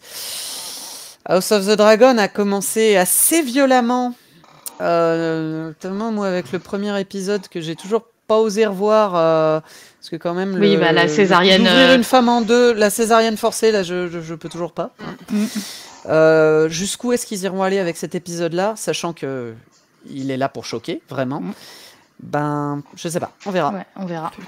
Pas trop. En tout cas, vous attendez pas à un épisode de tout repos et attendez-vous à des bons réseaux sociaux qui exploseront le lendemain de la diffusion, quoi. Ça. Moi, très honnêtement, pour le moment, je pense que ça va arriver normalement assez vite dans la saison. J'ai tendance à tabler un peu sur l'épisode 2, tout comme on avait eu les noces violettes, les noces de Joffrey en épisode 2, moi, ce qui m'avait beaucoup surpris, parce que c'est le genre de truc que tu verrais plus en fin de saison. Et en fait, ça marchait plutôt bien de mettre ce choc-là dès le début de la saison pour dire, voilà, il s'était passé des trucs crades, il va se passer encore plus crade et on va surenchérir, et en termes de violence, tu sens qu'ils vont très vite être irréconciliables des deux côtés, en fait. Oui, enfin là, je pense qu'on a compris qu'ils n'allaient pas devenir copains déjà. Je pense que Lucerys, elle tente déjà quand même. Oui, mais elle a envoyé une petite image toute pipou à Rhaenyra, alors tu comprends. Oui, mais depuis, il y a Lucerys, il est mort. Avant que Lucerys, il est mort depuis. Qui n'a jamais connu une embardée de dragons, j'ai envie de te dire. Bon, voilà. Hein. C'est pas sa faute, il a ripé. Oh. Il est où le frein? Il est où? Le dragon a glissé. C'est ça. Bon allez, suivant. Oui, alors lui, je recommande de googler son nom, hein, parce que il y a 2-3 photos torse nu de ce jeune homme. du high level. Je me suis dit qu'on n'allait pas se faire censurer, mais pas mal. Ouais, Franchement, il a je l'air valide. physiquement pas mal du tout. C'est Eddie Ayer, ce charmant jeune homme, qui pour le coup, on ne sait absolument pas ce qu'il va jouer ou qu'est-ce qu'il peut bien vouloir jouer, mais en fait, il a été, il s'est fait prendre en photo volontairement, ouais, pour le coup, à Caceres avec 2 actrices de la première saison qui étaient du coup de retour à Caceres pour la deuxième saison. Les 2 actrices, c'était la propriétaire du bordel de Port-Réal et l'autre c'est une des dames de compagnie. Voilà, donc bon, c'est vraiment des actrices qui sont autour de la série, quoi. Et donc il a pris une photo qui a été postée sur Instagram avec les 2 actrices. Voilà. Donc bon, pour le coup, on pense bien qu'il devrait être là. Ouais. Ou alors il était venu dire coucou à des copines. Et sachant Voilà. que c'est lui, il a été déjà dans Game of Thrones. C'était Gerald Hightower dans les flashbacks de la Tour de la Joie. Donc il a déjà fait une incursion dans le monde de Game of Thrones. Voilà, la grande famille de Game of Thrones. Ouais, donc il n'y a pas grand chose de plus à dire sur ce gentil on monsieur. peut difficilement spéculer sur son rôle. Si ça se trouve, c'est juste un figurant en fait. Donc, Ah, mais tout à fait. Mais totalement, totalement. Mais alors, personnellement, j'espère qu'il figurera du coup plutôt côté bordel, parce que je vous assure que les abdos. Ouais, il est pas mal du tout. Il est vraiment pas mal. Je pense aussi. Du coup, pour le coup, par contre, plutôt à Port-Réal. Quoi, voilà. Ouais, plutôt à Port-Réal. Alors, le prochain, le prochain, oui. Donc ça serait peut-être Deron. Alors Deron, ça a beaucoup tourné sur qui va interpréter Deron. Vraiment, je pense qu'à peu près la moitié des acteurs anglais sont passés par là, les acteurs danois aussi d'ailleurs. Aaron Hodgetts en fait a posté des stories Instagram à Caceres pendant qu'il y avait le tournage. Donc on l'a pas vu sur le tournage, mais il était en Espagne à ce moment-là du tournage. Voilà. Donc c'est un acteur non binaire, donc c'est pour ça on le genre neutre. Et donc Aaron Hodgetts, c'est cette personne-là. Donc peut-être notre Dairon. J'attends Deron, moi. C'est ma grande attente de la saison 2. Un peu trop, même, j'aurais tendance à dire. Je ne vois pas pourquoi.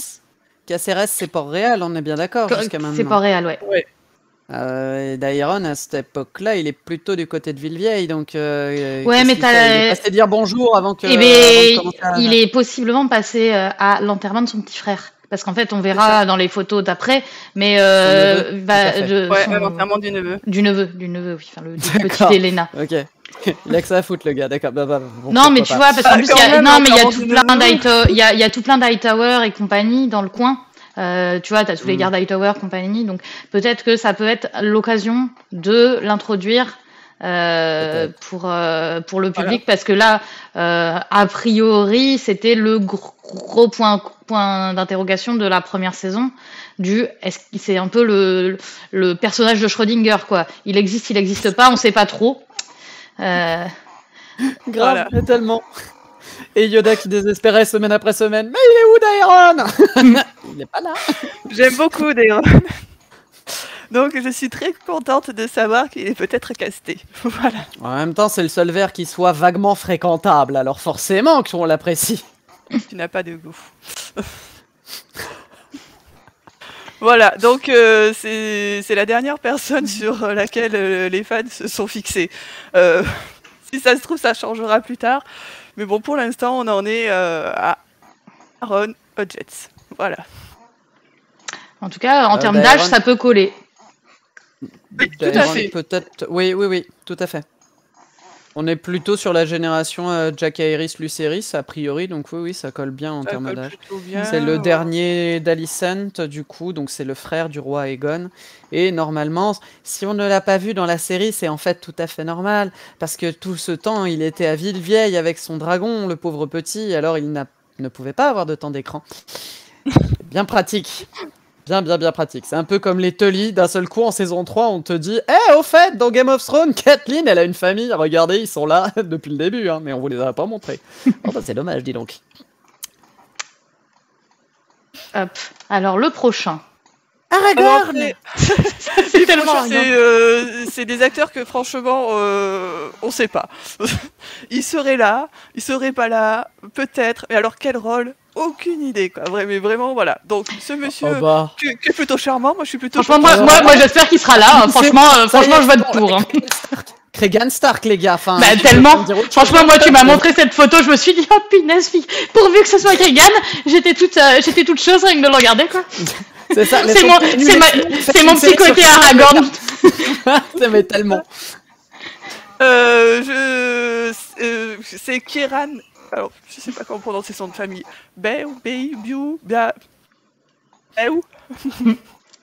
Débrouillez-vous, prononcez son nom de famille comme vous voulez, mais c'est Kieran de son petit prénom. Ah, mais du coup, en plus, possiblement de l'irlandais écossais, en tout cas comme prénom. Donc, ça peut aller aussi avec les Nordiens, parce que les Nordiens, ils ont un accent, un accent écossais dans la série. Que ce soit Rob ou Ned et tout, donc ça pourrait aller.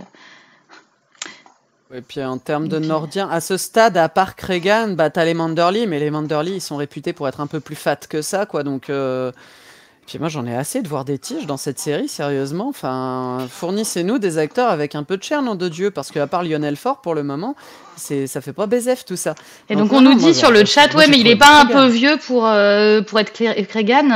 Et effectivement, ils avaient l'air de dire qu'il avait l'âge de Jaceris et que c'était un bébé. Ouais. Personnellement, je m'en fous parce que dans mes fantasmes, Cregan, il est bien largement plus vieux que Jaceris, ok. Laissez-moi fantasmer. Tranquille, et en paix, bordel.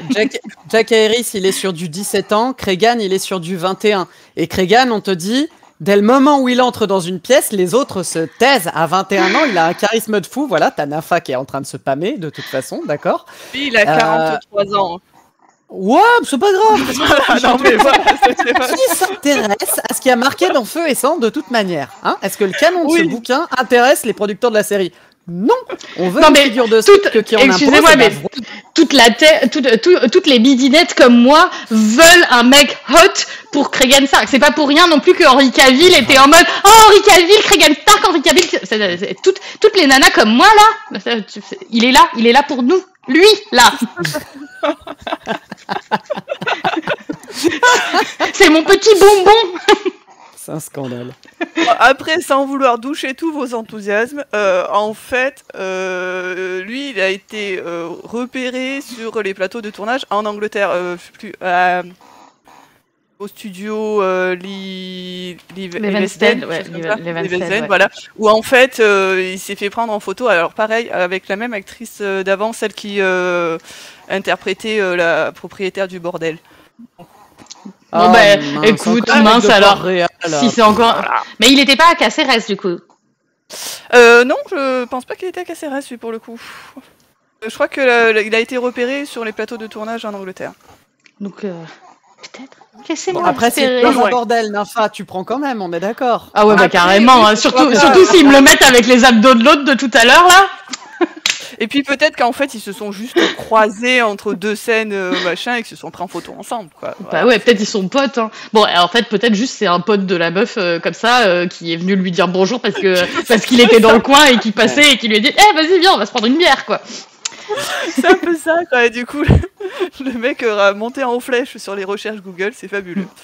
Et du coup, Chat Noir nous dit, mais l'Angleterre, c'est le Conflans ou le Nord. Alors, pour les scènes en extérieur, oui, plutôt. Là, les studios de Levenstead, c'est tous les studios en intérieur. Donc, c'est toutes les scènes en intérieur. Donc, l'intérieur de Port-Réal est aussi tourné à Levenstead. Ils peuvent peut-être même tourner, s'ils ont envie, des scènes à Winterfell, à l'intérieur. Oui, tout à fait. Tout à fait. Voilà. Et donc, ça pourrait coller. Voilà. Ça peut toujours être lui. Oh bah, il est... Moi, en tout cas, moi, j'achète. Hein. Et Lilou dit, on prend qui qu'il soit, je suis d'accord. Moi, franchement... Exactement, voilà. Il n'y a pas de souci, mais bon, le plus non, mais c'est ça, c'est toutes les midinettes qui étaient à fond sur Viggo Mortensen en Aragorn quand on était au collège, là, du temps du Seigneur des Anneaux. Voilà, il est là pour nous, quoi.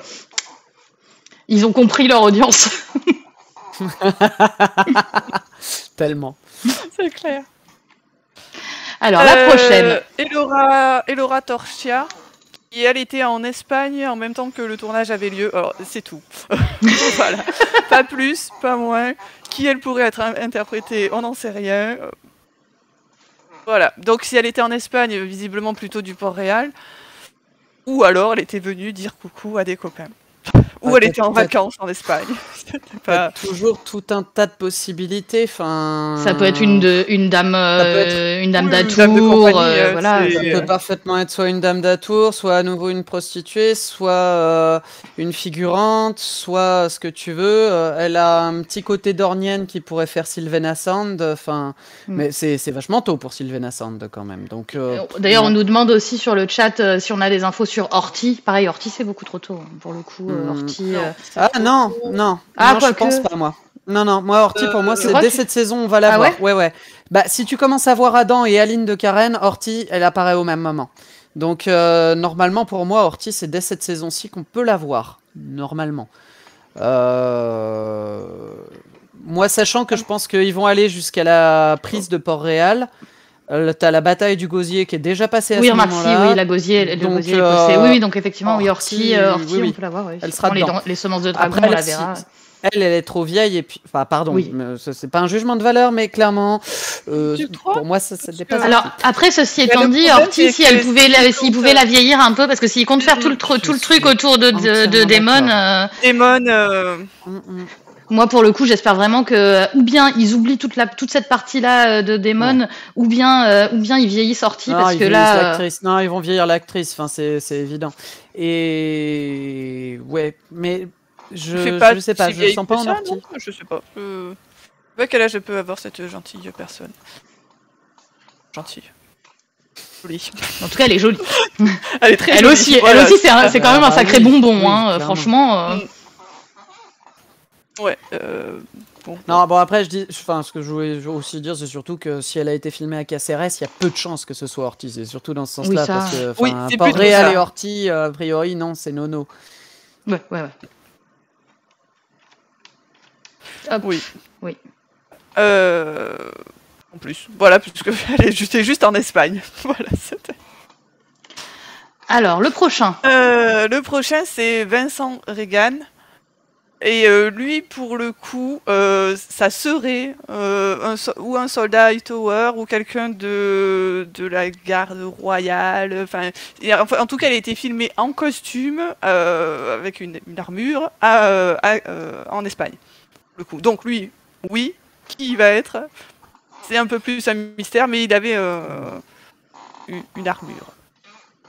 Voilà. Donc sans plus, si ça se trouve c'est pareil, ça va juste être quelqu'un au fond dans le noir qu'on va voir de profil, boum, la caméra passe et puis c'est fini quoi, et sans plus quoi. Mais, voilà. Donc il s'appelle visiblement Vincent Regan. Et pas Regan comme Regan.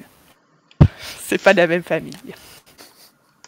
Alors, la suivante, ça Voilà. c'est pour Eridan. Donc c'est Enfin. Anna Francolini. Et aux dernières nouvelles, ça serait Jane. Alléluia. Alors, vas-y, dis-nous qui est Jane Arryn. Le meilleur personnage de tout feu et sang, et même je dirais jusqu'à dire de la saga plus généralement. Jane Arryn, comment vous dire? Dis ça Quand alors tu es que une Harris existe. Oui, ah oui, non, et sans trembler des genoux encore. Comment vous dire? Quand tu es une femme à Westeros, tu as tendance à te heurter à quelques petits soucis.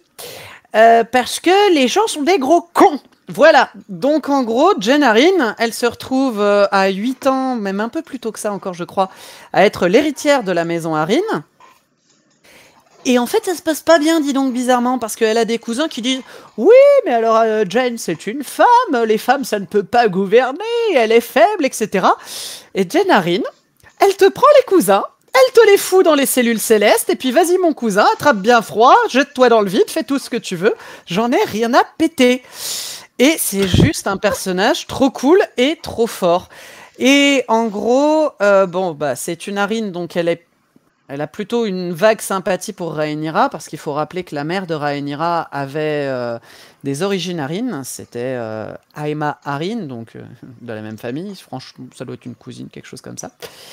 On n'est pas tout à fait sûr, mais voilà. Et en plus de ça, Janet, comme c'est une femme, elle se dit si j'y avait une reine à la tête des 7 couronnes, ça ferait peut-être un peu fermer leur claque-merde à tous mes vassaux qui commencent à bien me les casser. Voilà. Du coup, Janet, elle se dit ouais, vas-y, je vais rejoindre Rhaenyra. Sauf que Janet n'est pas complètement bécasse, contrairement à beaucoup d'autres personnes qui vont rejoindre Rhaenyra. Et elle accepte de rejoindre Rhaenyra, mais elle y met une condition. Et cette condition, je trouve que c'est la condition la plus intelligente qu'un vassal puisse demander à Rhaenyra. Elle lui dit « Je veux un dragon ». Parce qu'en fait, les Aeriers sont complètement imprenables. Sauf que depuis la conquête, tu sais que quand tu as un dragon, tu peux quand même choper les Aeriers. Du coup, Jeannette, elle se dit « Eh ben moi, je vais me protéger jusqu'au bout, parce que Port-Réal, c'est quand même pas si loin que ça. Et puis, à d'autres dragons, je vais te dire, mon neveu, ils ont intérêt... Enfin, ils peuvent se rameuter assez vite. Et puis, t'as quand même Vhagar en face, comme on l'a vu, pas très docile et pas très aimable. Et du coup, elle va réclamer un dragon. Bon, les Noirs la lui font un petit peu à l'envers, c'est-à-dire qu'on lui envoie un dragono et demi. Mais elle a quand même été assez finaude, la Jeannette, sur le coup. Et ouais, c'est juste... c'est un gros kiff pour moi, ce personnage. Et si c'est elle, franchement, je suis grave ravi. Parce que justement, je trouve que ça me manquait un petit peu de diversité. J'ai déjà dit que j'aimerais bien des acteurs un petit peu plus épais, ou un petit peu plus vieux. C'était d'ailleurs mon regret là tout à l'heure sur Alice Rivers. Là, ouais, Jen Arryn, elle est censée avoir, je crois, à peu près 40 ans à ce moment-là. 30 ou 40, je sais plus exactement, mais c'est déjà une femme qui a un certain âge par rapport aux standards de Westeros. Et là, l'actrice, je pense qu'elle pourrait nous faire une grave bonne Jen Arryn, donc j'ai très hâte de voir ça. Voilà. Et Anna Francolini, c'est aussi toute cette panoplie d'acteurs britanniques qui ont de la bouteille de ouf au théâtre, qui a fait aussi pas mal de second rôles dans des séries et des films. Elle a quand même pas mal mené sa barque aussi, donc ça colle pour un rôle de premier plan, quoi. Elle a été repérée au studio de tournage en Angleterre, donc je sais pas. Ça pourrait vraiment le même que le simili Cregan, là. Oui, le même que le simili Cregan. Alors, a priori, ça sent... pourrait être la tournée de voyage. La tournée de Jack Harris. Ouais. Tu filmes les Aeriers à gauche, tu filmes Winterfell à droite, et puis ça y est, c'est bon, tout va bien. Tu vois? Non, mais c'est pas... Ouais, c'est pas déconnant. Ça peut tout à fait coller. Ça peut marcher. Hein. On aime bien. Hop. Alors, le prochain... Mais qui donc est-il? Il a une petite bouille connue, lui, non? Ça me dit quelque chose. Vaguement. Mais qui est cette personne? Je crois reconnaître cette perruque. Donc, Laenor. Vous pensiez que Laenor s'en était tirée et s'en était sortie? Moi, je l'espérais vraiment pour le coup. Ouais. Moi aussi. Moi aussi. Alors, visiblement, elle a été repérée sur les lieux de tournage de la saison 2. Est-ce qu'il était juste venu dire coucou aux copains? Est-ce qu'il tournait des flashbacks? Est-ce qu'il est vraiment de retour? Non. Eh bien, moi, je veux voilà, pas. Moi, je veux pas qu'il soit de retour. Moi, je veux qu'il vive sa vie tranquillou, là. Ouais. Voilà, on sait pas. Pour le coup, moi, franchement, j'étais bien contente qu'il soit sorti de l'affaire. Parce que justement, ça n'a pas suscité trop de questions ou voilà. Moi, j'aimais énormément le fait que tu puisses enfin dans cette série, enfin dans une série estampillée goth, avoir un personnage qui puisse juste quitter la série. On ne sait pas quel est son destin, on n'en a rien à péter parce que c'est pas le sujet en fait de toute façon. Donc il est en dehors de la série et c'est pas grave, on s'en fout de ce qui lui arrive, et il va vivre, faire des trucs de son côté, mourir à un moment donné parce que Valar Morghulis et puis tout ce que tu veux, mais on s'en bat les steaks parce que le gars n'est pas concerné par la danse des dragons et c'est pour ça qu'il s'enfuit. Après, c'était cool quoi. Ça peut être juste pour un flashback ou tu sais une vision, parce que tu vois Corlys il va voir ses deux fils, Aline et Adam. Et du coup, peut-être que genre tu peux avoir une espèce d'illusion de Lénore que tu vois, qu'il vous verrait à travers. Enfin, tu vois, c'est possible aussi que juste il fasse venir l'acteur pour une scène autour de ses parents, du deuil de ses parents, et que ce soit pas du tout pour faire revenir le personnage. Ah punaise, si tu me dis qu'il revient après que Rhaenys soit morte, là par contre, moi je vais criser. Hein. Rhaenys, elle s'est jamais remise de sa disparition, et le gars, j'ai appris que maman elle était décédée, alors je me suis dit je vais me pointer aux funérailles. Non mais tu rêves.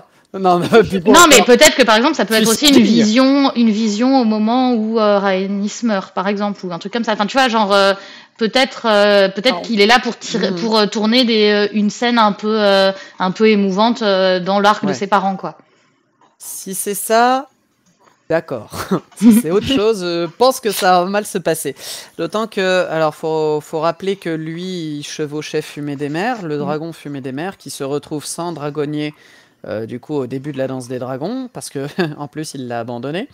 Voilà, quand c'est Jon Snow avec Fantôme, on en fait tout un foin. Quand c'est lui avec Fumée des Mers, on ne dit rien. Hein, voilà. Ouais, mais c'est parce qu'il est amoureux, écoute, il va vivre sa vie loin de tous les combats, ok. Et du coup, il est amoureux de Daenerys et vous en avez rien à péter. Oui, mais c'est plus discret quand même. Parce qu'un dragon, ça prend de la place. Hein. Enfin, franchement, va le nourrir. Hein. Fantôme, c'est qu'un gros toutou. Alors, je trouve que s'il revient, ça pose quand même vachement de problèmes sur les enfants de Rhaenyra quand même aussi. Et puis, moi, accessoirement, si je cite Fumée des Mers, c'est que, alors, ça pour le coup, c'est très lié au bouquin, mais dans les bouquins, tu sais que normalement, un dragonnier. Tu peux pas avoir deux dragonniers en même temps qui sont les dragonniers principaux, entre guillemets, du même dragon. Bon, tu peux avoir un passager à l'arrière de ta mobilette, il n'y a pas de souci, mais par contre, le conducteur, il n'y en a qu'un à un moment donné dans l'histoire. Laenor toujours en vie, théoriquement, ça veut dire que personne d'autre ne peut chevaucher Fumée des Mers. C'est un point de détail et franchement, ça n'a jamais été abordé dans la série. Si tu me dis qu'il est vivant et qu'il y a quelqu'un qui arrive à chevaucher Fumée des Mers, moi je m'en fous, hein, franchement, pardon, mais c'est pas très grave. Maintenant, en théorie... Peut-être qu'il peut être mort dans la traversée aussi, hein, je sais pas. Hein. Mais bon. C'est plus problématique s'il revient en fait. C'est ça. Enfin, moi je trouve que c'est problématique avec son dragon, parce que s'il était loin, tu peux dire bon bah c'est réglé. Enfin, mais non, moi je veux pas qu'il revienne. Pas l'intérêt, parce que s'il faut qu'il revienne pour qu'il meure en fait, off. Ah ouais, non, moi je suis contre. On nous a évité ce truc assez classique quand même. Je pense d'ailleurs qu'ils avaient fait exprès. Hein. C'est quand même un des rares personnages qui survit dans la première saison. Pour une fois que c'est la personne qui est homosexuelle déclarée qui survit, alors que dans pratiquement toutes les autres œuvres, c'est toujours l'homo qui y passe. T'as même une expression, hein, c'est bury your gays. Oui, j'ai plus. C'est bury your gays, c'est le fait que dans toutes les séries, dès qu'il y a un personnage gay, il ne peut jamais avoir une fin heureuse. Donc pour une fois, effectivement, ils allaient contre ce cliché. Et c'était cool, quoi. Mais moi, vraiment, je pense que c'est pas, c'est une possibilité tout à fait possible que juste il soit là pour faire des flashbacks ou des scènes, des scènes avec ses parents pour juste. Pour juste l'émotion, mais alors si c'est ça, franchement, ça passe. Oui, pas de problème. Enfin, en tout cas, j'ai envie d'y croire. Il est juste venu dire coucou à ses copains sur le tournage. Aussi, c'est possible. Peut-être qu'il allait juste aller boire une bière avec ses copains. Hein. Ouais, comme Jon Snow dans la saison 6, quoi. Hein, en fait, tu savais bien qu'il allait revenir, Jon Snow, quand même. Je ne veux pas y croire. Je ne veux toujours pas y croire. Tout le monde... Ça, c'était pas pareil, ouais. Non, bien sûr, c'est sûr. C'était tellement évident qu'il allait revenir. Hop. Alors, pour la suite, ça, c'est une photo qui a été prise à Caceres. Et ceci est une tête de dragon. Voilà, c'est une tête de dragon. Ah non, ça, c'est un fond bleu, ça, madame. Pardon. Ok, d'accord. Donc, alors, tête de dragon, oui. Et du coup, ça annoncerait quand même une certaine mort. Une certaine bataille avec une certaine mort au bout. Pas qu'un peu, oui. Voilà, c'est ça. On raconte jusqu'au bout ou pas? Oui, oui. Bon, alors, on a dit qu'on sauvait comme des porcs, hein, on y va. D'accord. Je la fais courte. Au bout d'un moment, Aegon, qui est un petit con, décide qu'il va mener une campagne. Parce que moi, je suis un bonhomme et du coup, je pars en guerre, youpidou. Et il va faire le siège de Repos des Freux. Alors, avec tout le monde, hein. Il a Aemond avec lui. Il a Kristen Cole avec lui. Donc, vraiment, tous les kickers de Yoda sont réunis sur un seul plan. D'accord ? Carrément. Alors là, c'est mon moment préféré, quoi.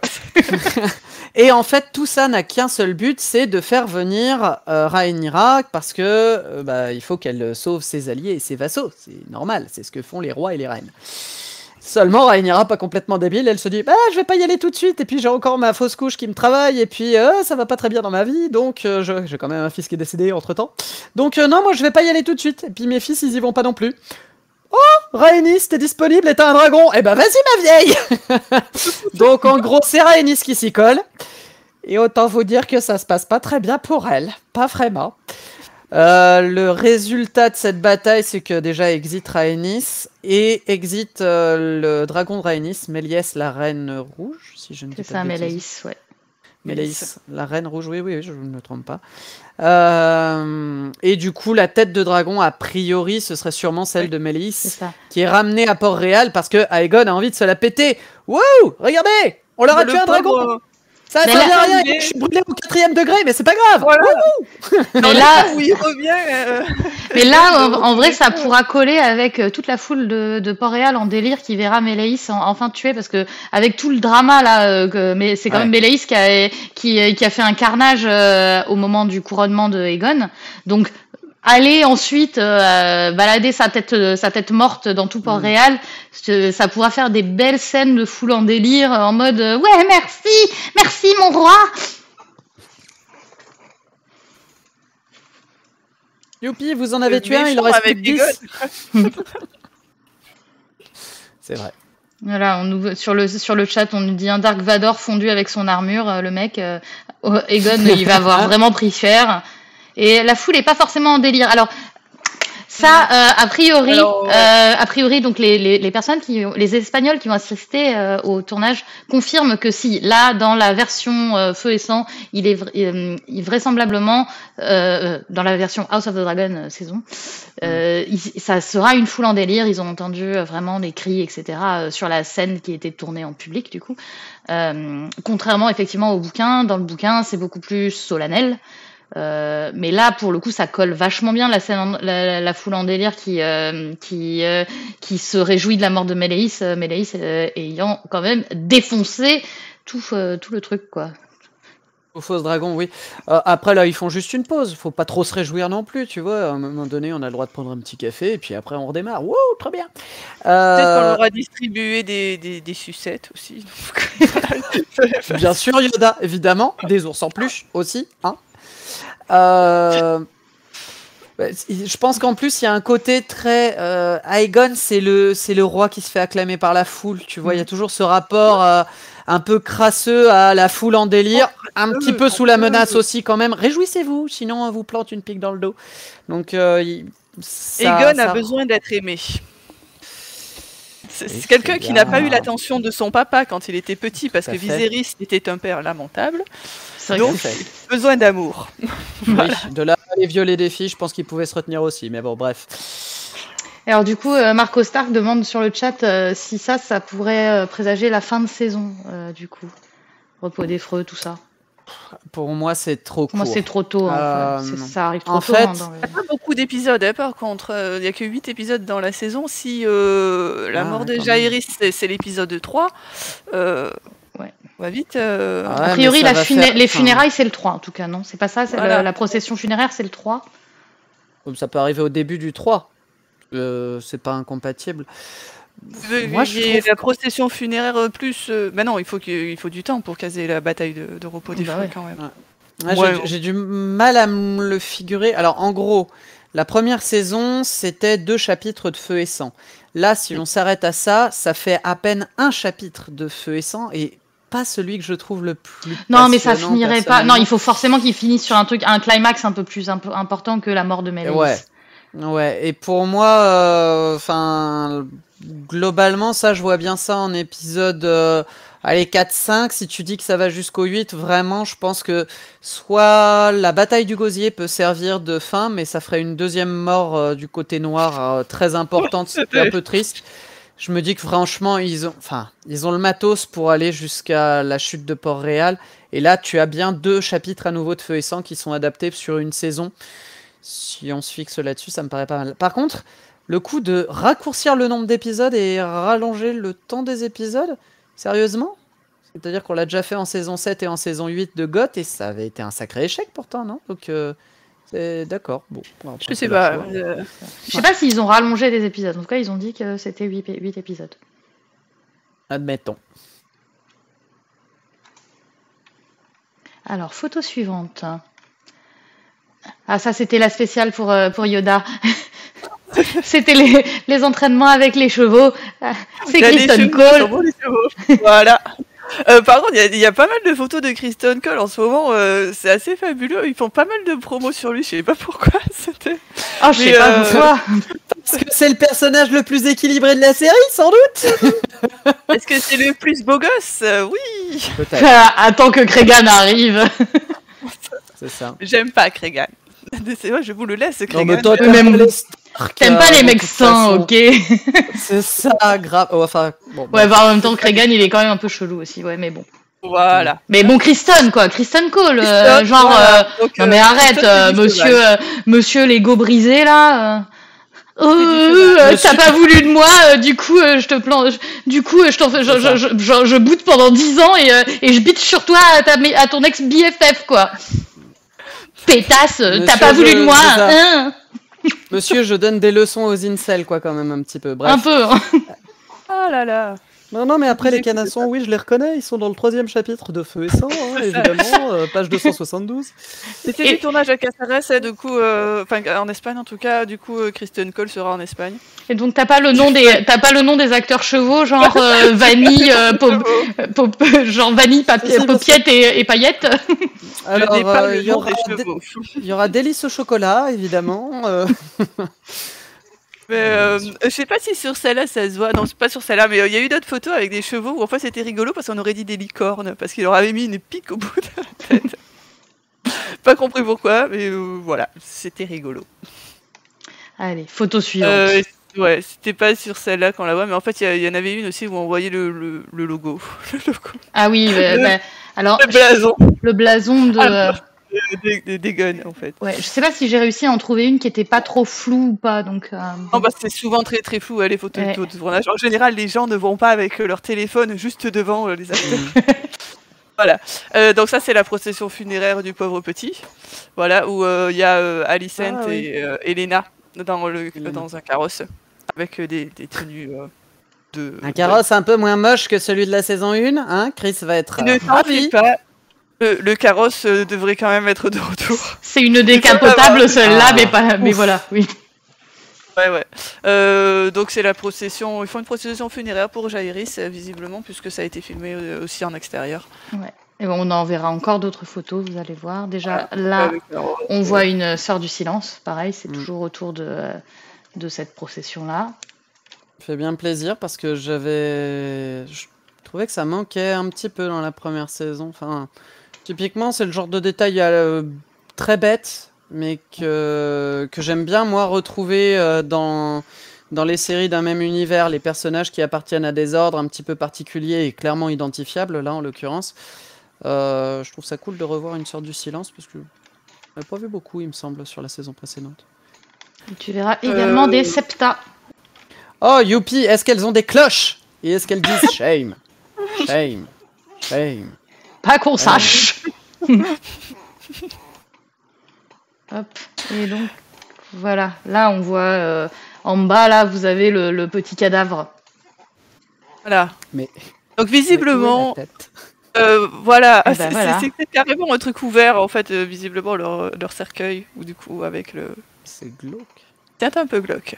Ouais. Voilà.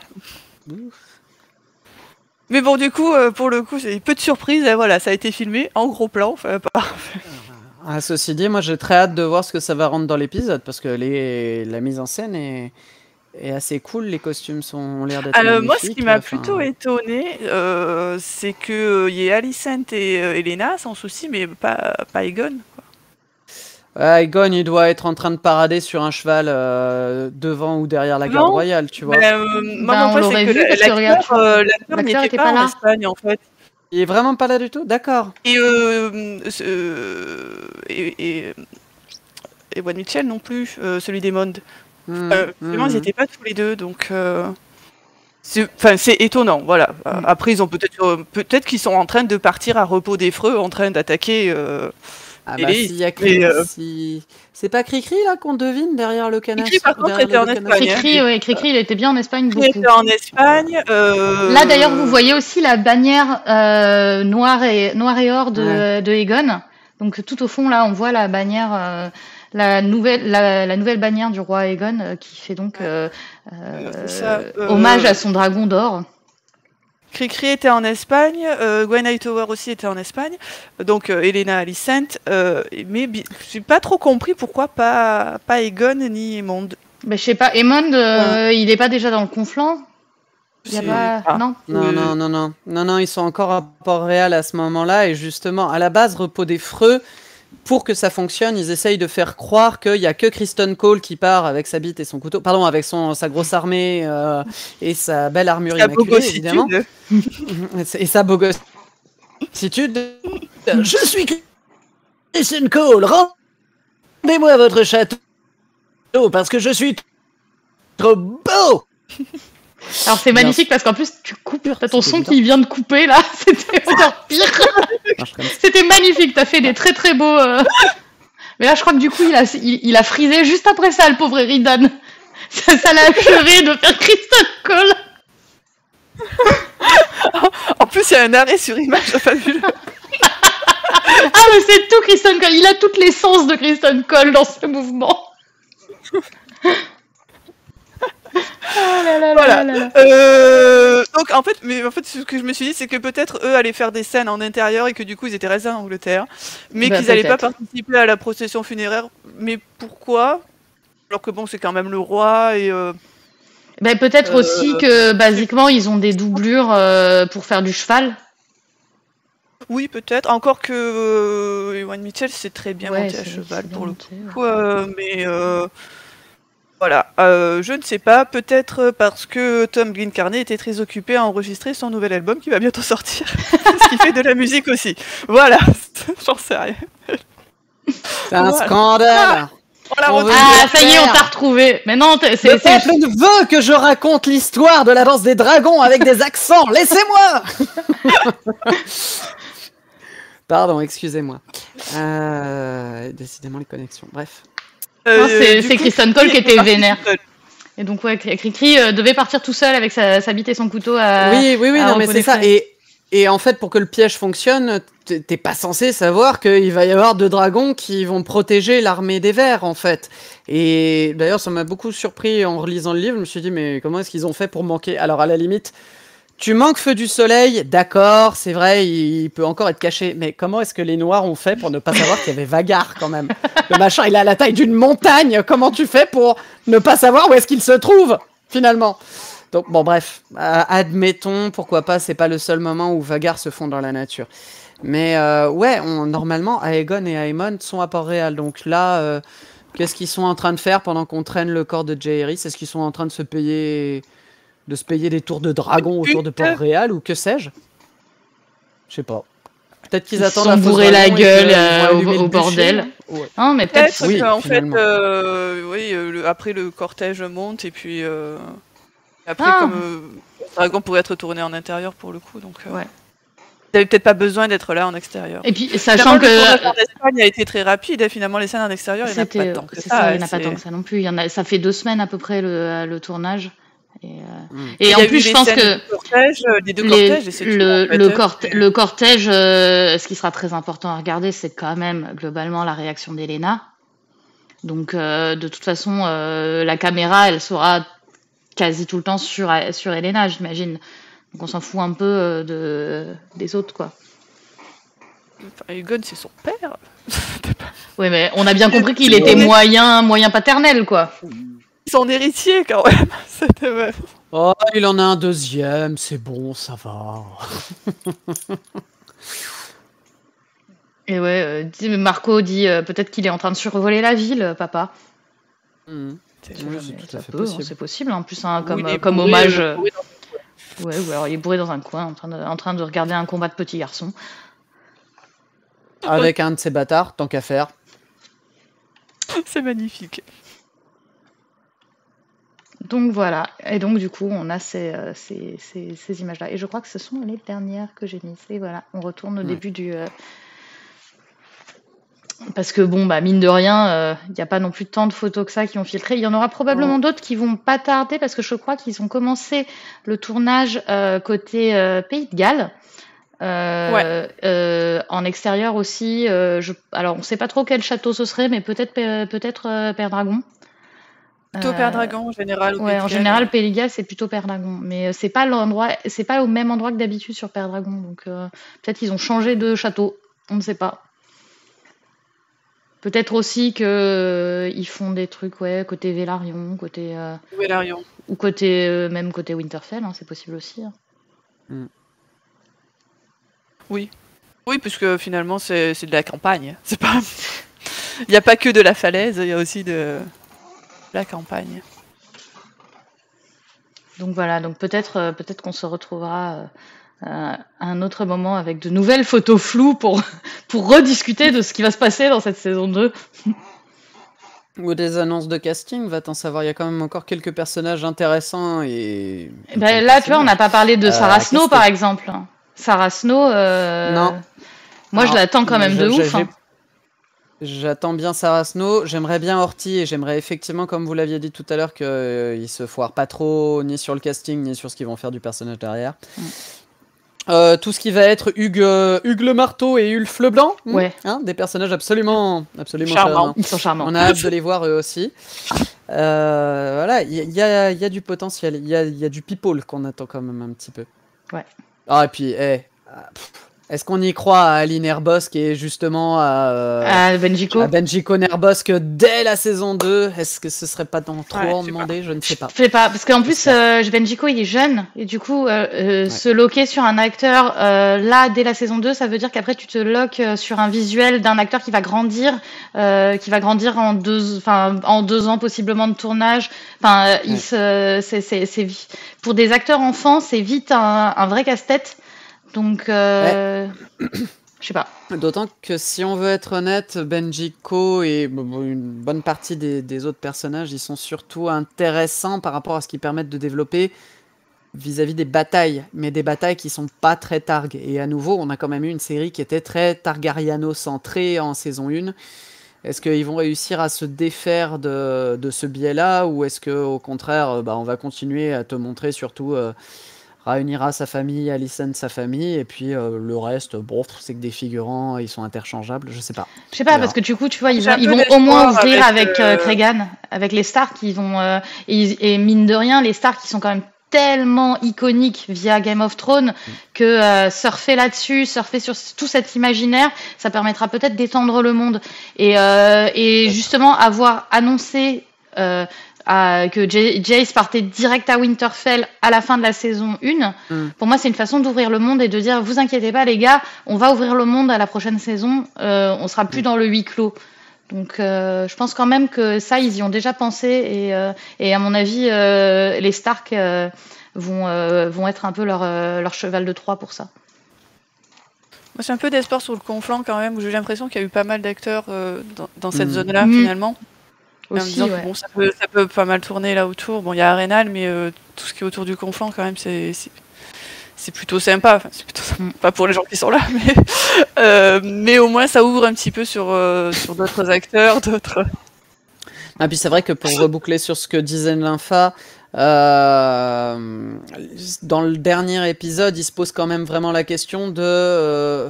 il y a un échange entre Otto et Rhaenyra dans mon souvenir, sur le pont, où justement, les Stark, les Baratheons nous ont déjà rejoints. Non, c'est pas vrai, ils sont de mon côté. Enfin, voilà, donc effectivement, il y a eu quand même des annonces qui ont été faites. Qui plus est, on vient quand même de voir passer une possible Jennarine. Donc, voilà. Et, oui, peut-être qu'ils vont essayer d'ouvrir un peu plus l'univers. Moi, en tout cas, je le souhaite, hein, parce que j'aime beaucoup les Targaryens, mais là, bon.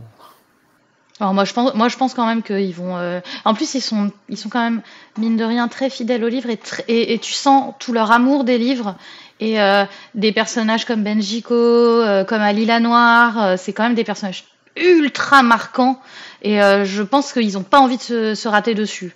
Donc moi j'y crois. Hein. Je pense qu'ils vont les travailler et que donc ils vont ouvrir leur univers et pas les oublier ces personnages-là. Mais par contre, je pense qu'ils vont se laisser la possibilité de les caster en saison 3 uniquement, de façon à avoir des jeunes acteurs qui ne soient pas coincés par leur âge. Quoi. Parce que, mine de rien, quand tu as besoin de 2 à 3 ans pour filmer une saison, c'est Oui, vite tout à fait. embêtant. Quoi. Et là, tu vois qu'en plus, il y a la grève des scénaristes qui va décaler. Hein, on en parlait au tout début de l'épisode, ça décale évidemment le projet Dunkelhoff et tous les projets de série. Là, ils avaient écrit tous les scripts, donc ils peuvent se permettre de tourner la saison 2, mais suivant quand est-ce que se finit la grève, ça peut vite faire décaler beaucoup du planning de HBO, et donc, après, en réaction en chaîne, ça fait aussi décaler la saison 3. Hein.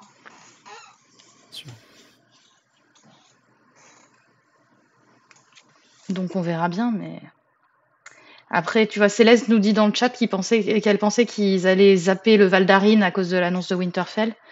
Moi, je pense pas. Moi, je pense qu'ils ont tellement un personnage stylé avec Jane Arryn que. Et puis. Ne faites pas ça. Et puis, tu sais, ils avaient quand même vaguement annoncé aussi toutes les problématiques de succession via Daemon et sa meuf là, dont sa femme. Sa femme. Avec Rhea Royce. Avec Rhea Royce. J'avais trouvé qu'ils étaient passés un peu vite dessus. Ils étaient passés vite dessus, mais ils l'avaient un peu. Ils avaient d'autres trucs à traiter, bon, admettons. C'est. Ouais. Enfin, moi, Mais en tout cas, ils s'étaient laissé la porte ouverte pour la. De pouvoir. Ouais. Il y a peu de femmes de pouvoir dans Goth et c'est la meilleure. Donc à un moment donné, exit Cersei, exit Rhaenyra, exit Daenerys. Voilà, mettez-moi Jane Arryn, par pitié. Tu vois, Titoine nous dit aussi Jane Arryn, c'est le genre de personnage que HBO veut mettre en avant avec. Oui, exactement. Aujourd'hui, ce serait complètement con de se passer de Jane Arryn. Ça serait dommage de s'en passer d'être Jane Arryn pour le coup. Bien sûr. Faut pas se rater sur le personnage, ça serait dommage de passer à côté. Quoi. Oui. À la limite, tu me dis qu'ils évoqueront jamais les Tyrell. Franchement, c'est normal. Les Tyrell, sur cette période-là, ils sont mentionnés 2 ou peut-être 3 fois, mais alors vraiment. Et ils jouent aucun rôle. Donc ça me choque pas que tu me dises les Tyrell, on en a rien à péter, puis on n'en parle pas ce coup-ci. Il n'y a pas de souci. Jane Arryn, elle a quand même une certaine influence. Et puis, mine de rien, pour expliquer ce que font Rhaena et ce que fait Joffrey Velaryon pendant la guerre, t'as besoin d'avoir le Valdarin en fait. Ouais. Même si c'est juste pour dire c'est une parenthèse et on mène nos personnages là pour la parenthèse et on les voit pas de la saison parce qu'ils sont là-bas quoi. Enfin, ouais non, on supprime pas de Jane Arryn les gars, ça va pas ça.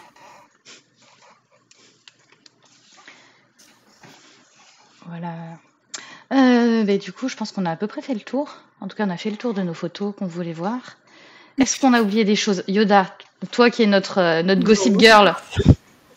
Je pense pas. Il y avait quelques photos floues de tournage vaguement prises de loin, je crois, au Pays de Galles, puisque ça a commencé au Pays de Galles, le tournage.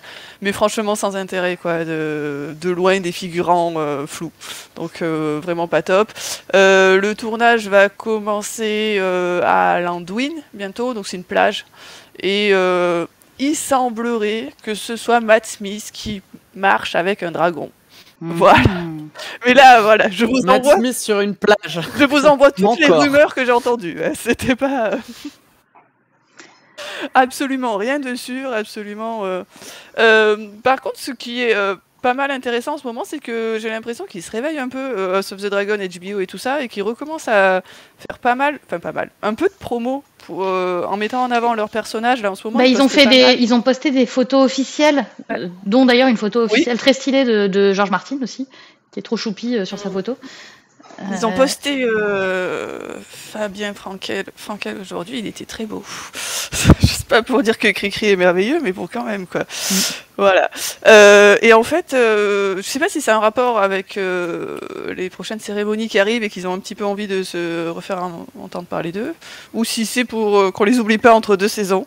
Mais je me dis, tiens, c'est marrant de les voir un petit peu se réveiller. Je crois qu'il y a Deadline aussi, qui donc est un magazine américain qui a fait tout un dossier autour de House of the Dragon. Et donc du coup, toutes ces photos sont aussi en lien avec ça. Donc je sais pas, je pense que ouais, il y a un peu de promo et un peu de ils profitent. Et puis de toute façon, avec le problème, c'est qu'avec leur grève des scénaristes, je pense que c'est difficile d'occuper l'espace. Et donc ils ont pas grand chose à raconter. Voilà. Puis ouais, comme dit Babar, il y a les Emmy en juillet aussi, donc une petite piqûre de rappel aux votants des Emmy, c'est pas mal. Et donc voilà. Donc voilà, on aura peut-être Matt Damon marchant sur une plage avec Matt Damon. Matt Damon. Et c'était un magnifique. Le lapsus parfait. Tellement, voilà, on en a reperdu Eridan. Il est atterré. Matt Smith en Damon. Voilà. Ouais. Sinon, il n'y a pas grand-chose. Enfin, il n'y a pas grand-chose, c'est déjà pas mal. Voilà, tout ce qui est tournage en Angleterre en studio, pour le coup, c'est assez fermé, hein, donc on n'a pas beaucoup d'infos sur ce point-là. Et puis de toute façon, ils ont encore jusqu'à au moins 2024 pour. Enfin voilà quoi. Là, on est parti sur un tournage en ce moment, mais après t'auras encore toute la post-prod, ça va prendre du temps. Donc, oui, c'est loin d'être terminé, de toute manière. Si on a fin 2024 une série, ce sera déjà cool. Hein. Mais on vous tiendra au courant. Bien sûr. Et bien sûr, pour ça, n'hésitez pas à suivre La Garde de Nuit sur tous les réseaux sociaux, à venir sur le forum de La Garde de Nuit, à vous abonner au blog de La Garde de Nuit, parce que pour quand il y a vraiment des infos importantes, on fait toujours des articles de blog là-dessus. Évidemment, le wiki sera aussi toujours votre ami, parce que si vous voulez savoir ce qui se passe dans Feu et Sang, lisez Feu et Sang, et après, quand vous savez plus qui sont les personnages, allez sur le wiki et vous saurez qui sont les personnages qui ont tous le même nom dans son fichu livre. C'est ça. Jaira, Jairis, mais qui sont ces enfants? Et il semblerait que le son soit parti. Pourquoi est-ce que d'autres gens ont perdu le son? Ah, c'est bon, c'est réglé. Bon, parfait, tant mieux. Et je pense que ça y est, Eridan est en train de revenir. C'est bien. La blague commence à plus être très drôle au bout de la 4e fois quand même. En fait, je pense qu'on n'a plus grand chose à raconter. C'est ça, je pense qu'on va conclure et rappeler du coup les actus de La Garde de Nuit. Donc, la semaine prochaine, vous allez retrouver Chao et son podcast La Gardez-vous. Il y a un nouvel épisode qui sort, donc à vos meilleurs applis de podcast. Et toujours la semaine prochaine, vous nous retrouvez aussi sur Twitch avec Yoda et avec John. On parle donc là c'est un manuscrit de Mestre Aemon, donc l'émission où on lit des livres qui ne sont pas le Trône de Fer parce que à un moment faut bien s'occuper en attendant la suite du Trône de Fer. Et donc là la semaine prochaine on lit Le Silence des Carillons d'Edward Blythe, qui est publié chez ActuSF et qui est un livre de Dark Academy. Oui, jeudi prochain. Jeudi prochain à 21h. Voilà, sinon dans les autres actus de La Garde de Nuit, tout cet été vous devriez nous retrouver en podcast avec le podcast Martine à la plage. Ça va être super titre, franchement, ça va être du tonnerre. On va occuper votre été une fois par semaine grâce à ça. Et puis vous retrouverez d'autres émissions des manuscrits de Mestre Aemon, parce qu'on s'est dit que comme on avait commencé des sagas, on va lire des tomes 2 pendant cet été. Oh, c'est trop mignon, il y a quelqu'un sur le chat qui nous dit que c'était une première et ça a été très très bien, vous êtes merveilleux. Oh, c'est trop gentil. Merci joyau, tu es un joyau.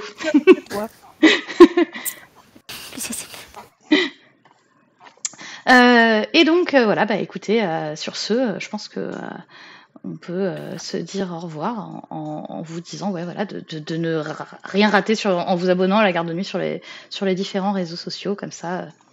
Et si vous avez rejoignez-nous sur Facebook, sur Twitter, sur Instagram, rejoignez-nous sur le forum, rejoignez-nous sur le wiki, rejoignez-nous absolument partout. C'est ça. Abonnez-vous sur YouTube aussi où vous retrouverez le replay de ce Twitch. Si vous avez suivi le live, vous pouvez venir commenter notre replay sur YouTube en mettant, je sais pas, un petit smiley. Qu'est-ce qu'on met comme petit smiley Ah oui. Une tête d'enfant coupée. Non, une goutte de sang ou un morceau de fromage. Voilà. Un morceau de fromage. Mettez un morceau de fromage en smiley. C'est ignoble. Ah bah si, puis on va avoir aussi un article de blog qui va sortir plus tard que la semaine prochaine, dis donc. Aussi, un super article de décryptage d'Eridan qui est il est trop bien. Ah ouais. Il est très très cool. Ouais. Je l'ai pas encore lu, mais je suis sûr qu'il est bien, ça c'est sûr. Donc voilà, je pense qu'on a dû faire le tour. Et puis si vous êtes encore en manque, vous avez aussi tous les replays de tous les Twitch qu'on a fait sur notre chaîne YouTube. Donc vous pouvez nous retrouver tout le temps, partout. On est partout. Pas encore sur TikTok. Ça viendra. Non, parce qu'on sait pas encore comment faire des vidéos courtes. On a fait moins de 2 heures pour le moment. On est pas si mal que ça. Attends, ok, on va se dire au revoir là parce qu'il nous reste 4 minutes. Allez, au revoir. Bon, merci à tous de nous avoir écoutés jusque-là en tout cas. Et puis on vous fait des très très très très gros bisous. À bientôt les gens.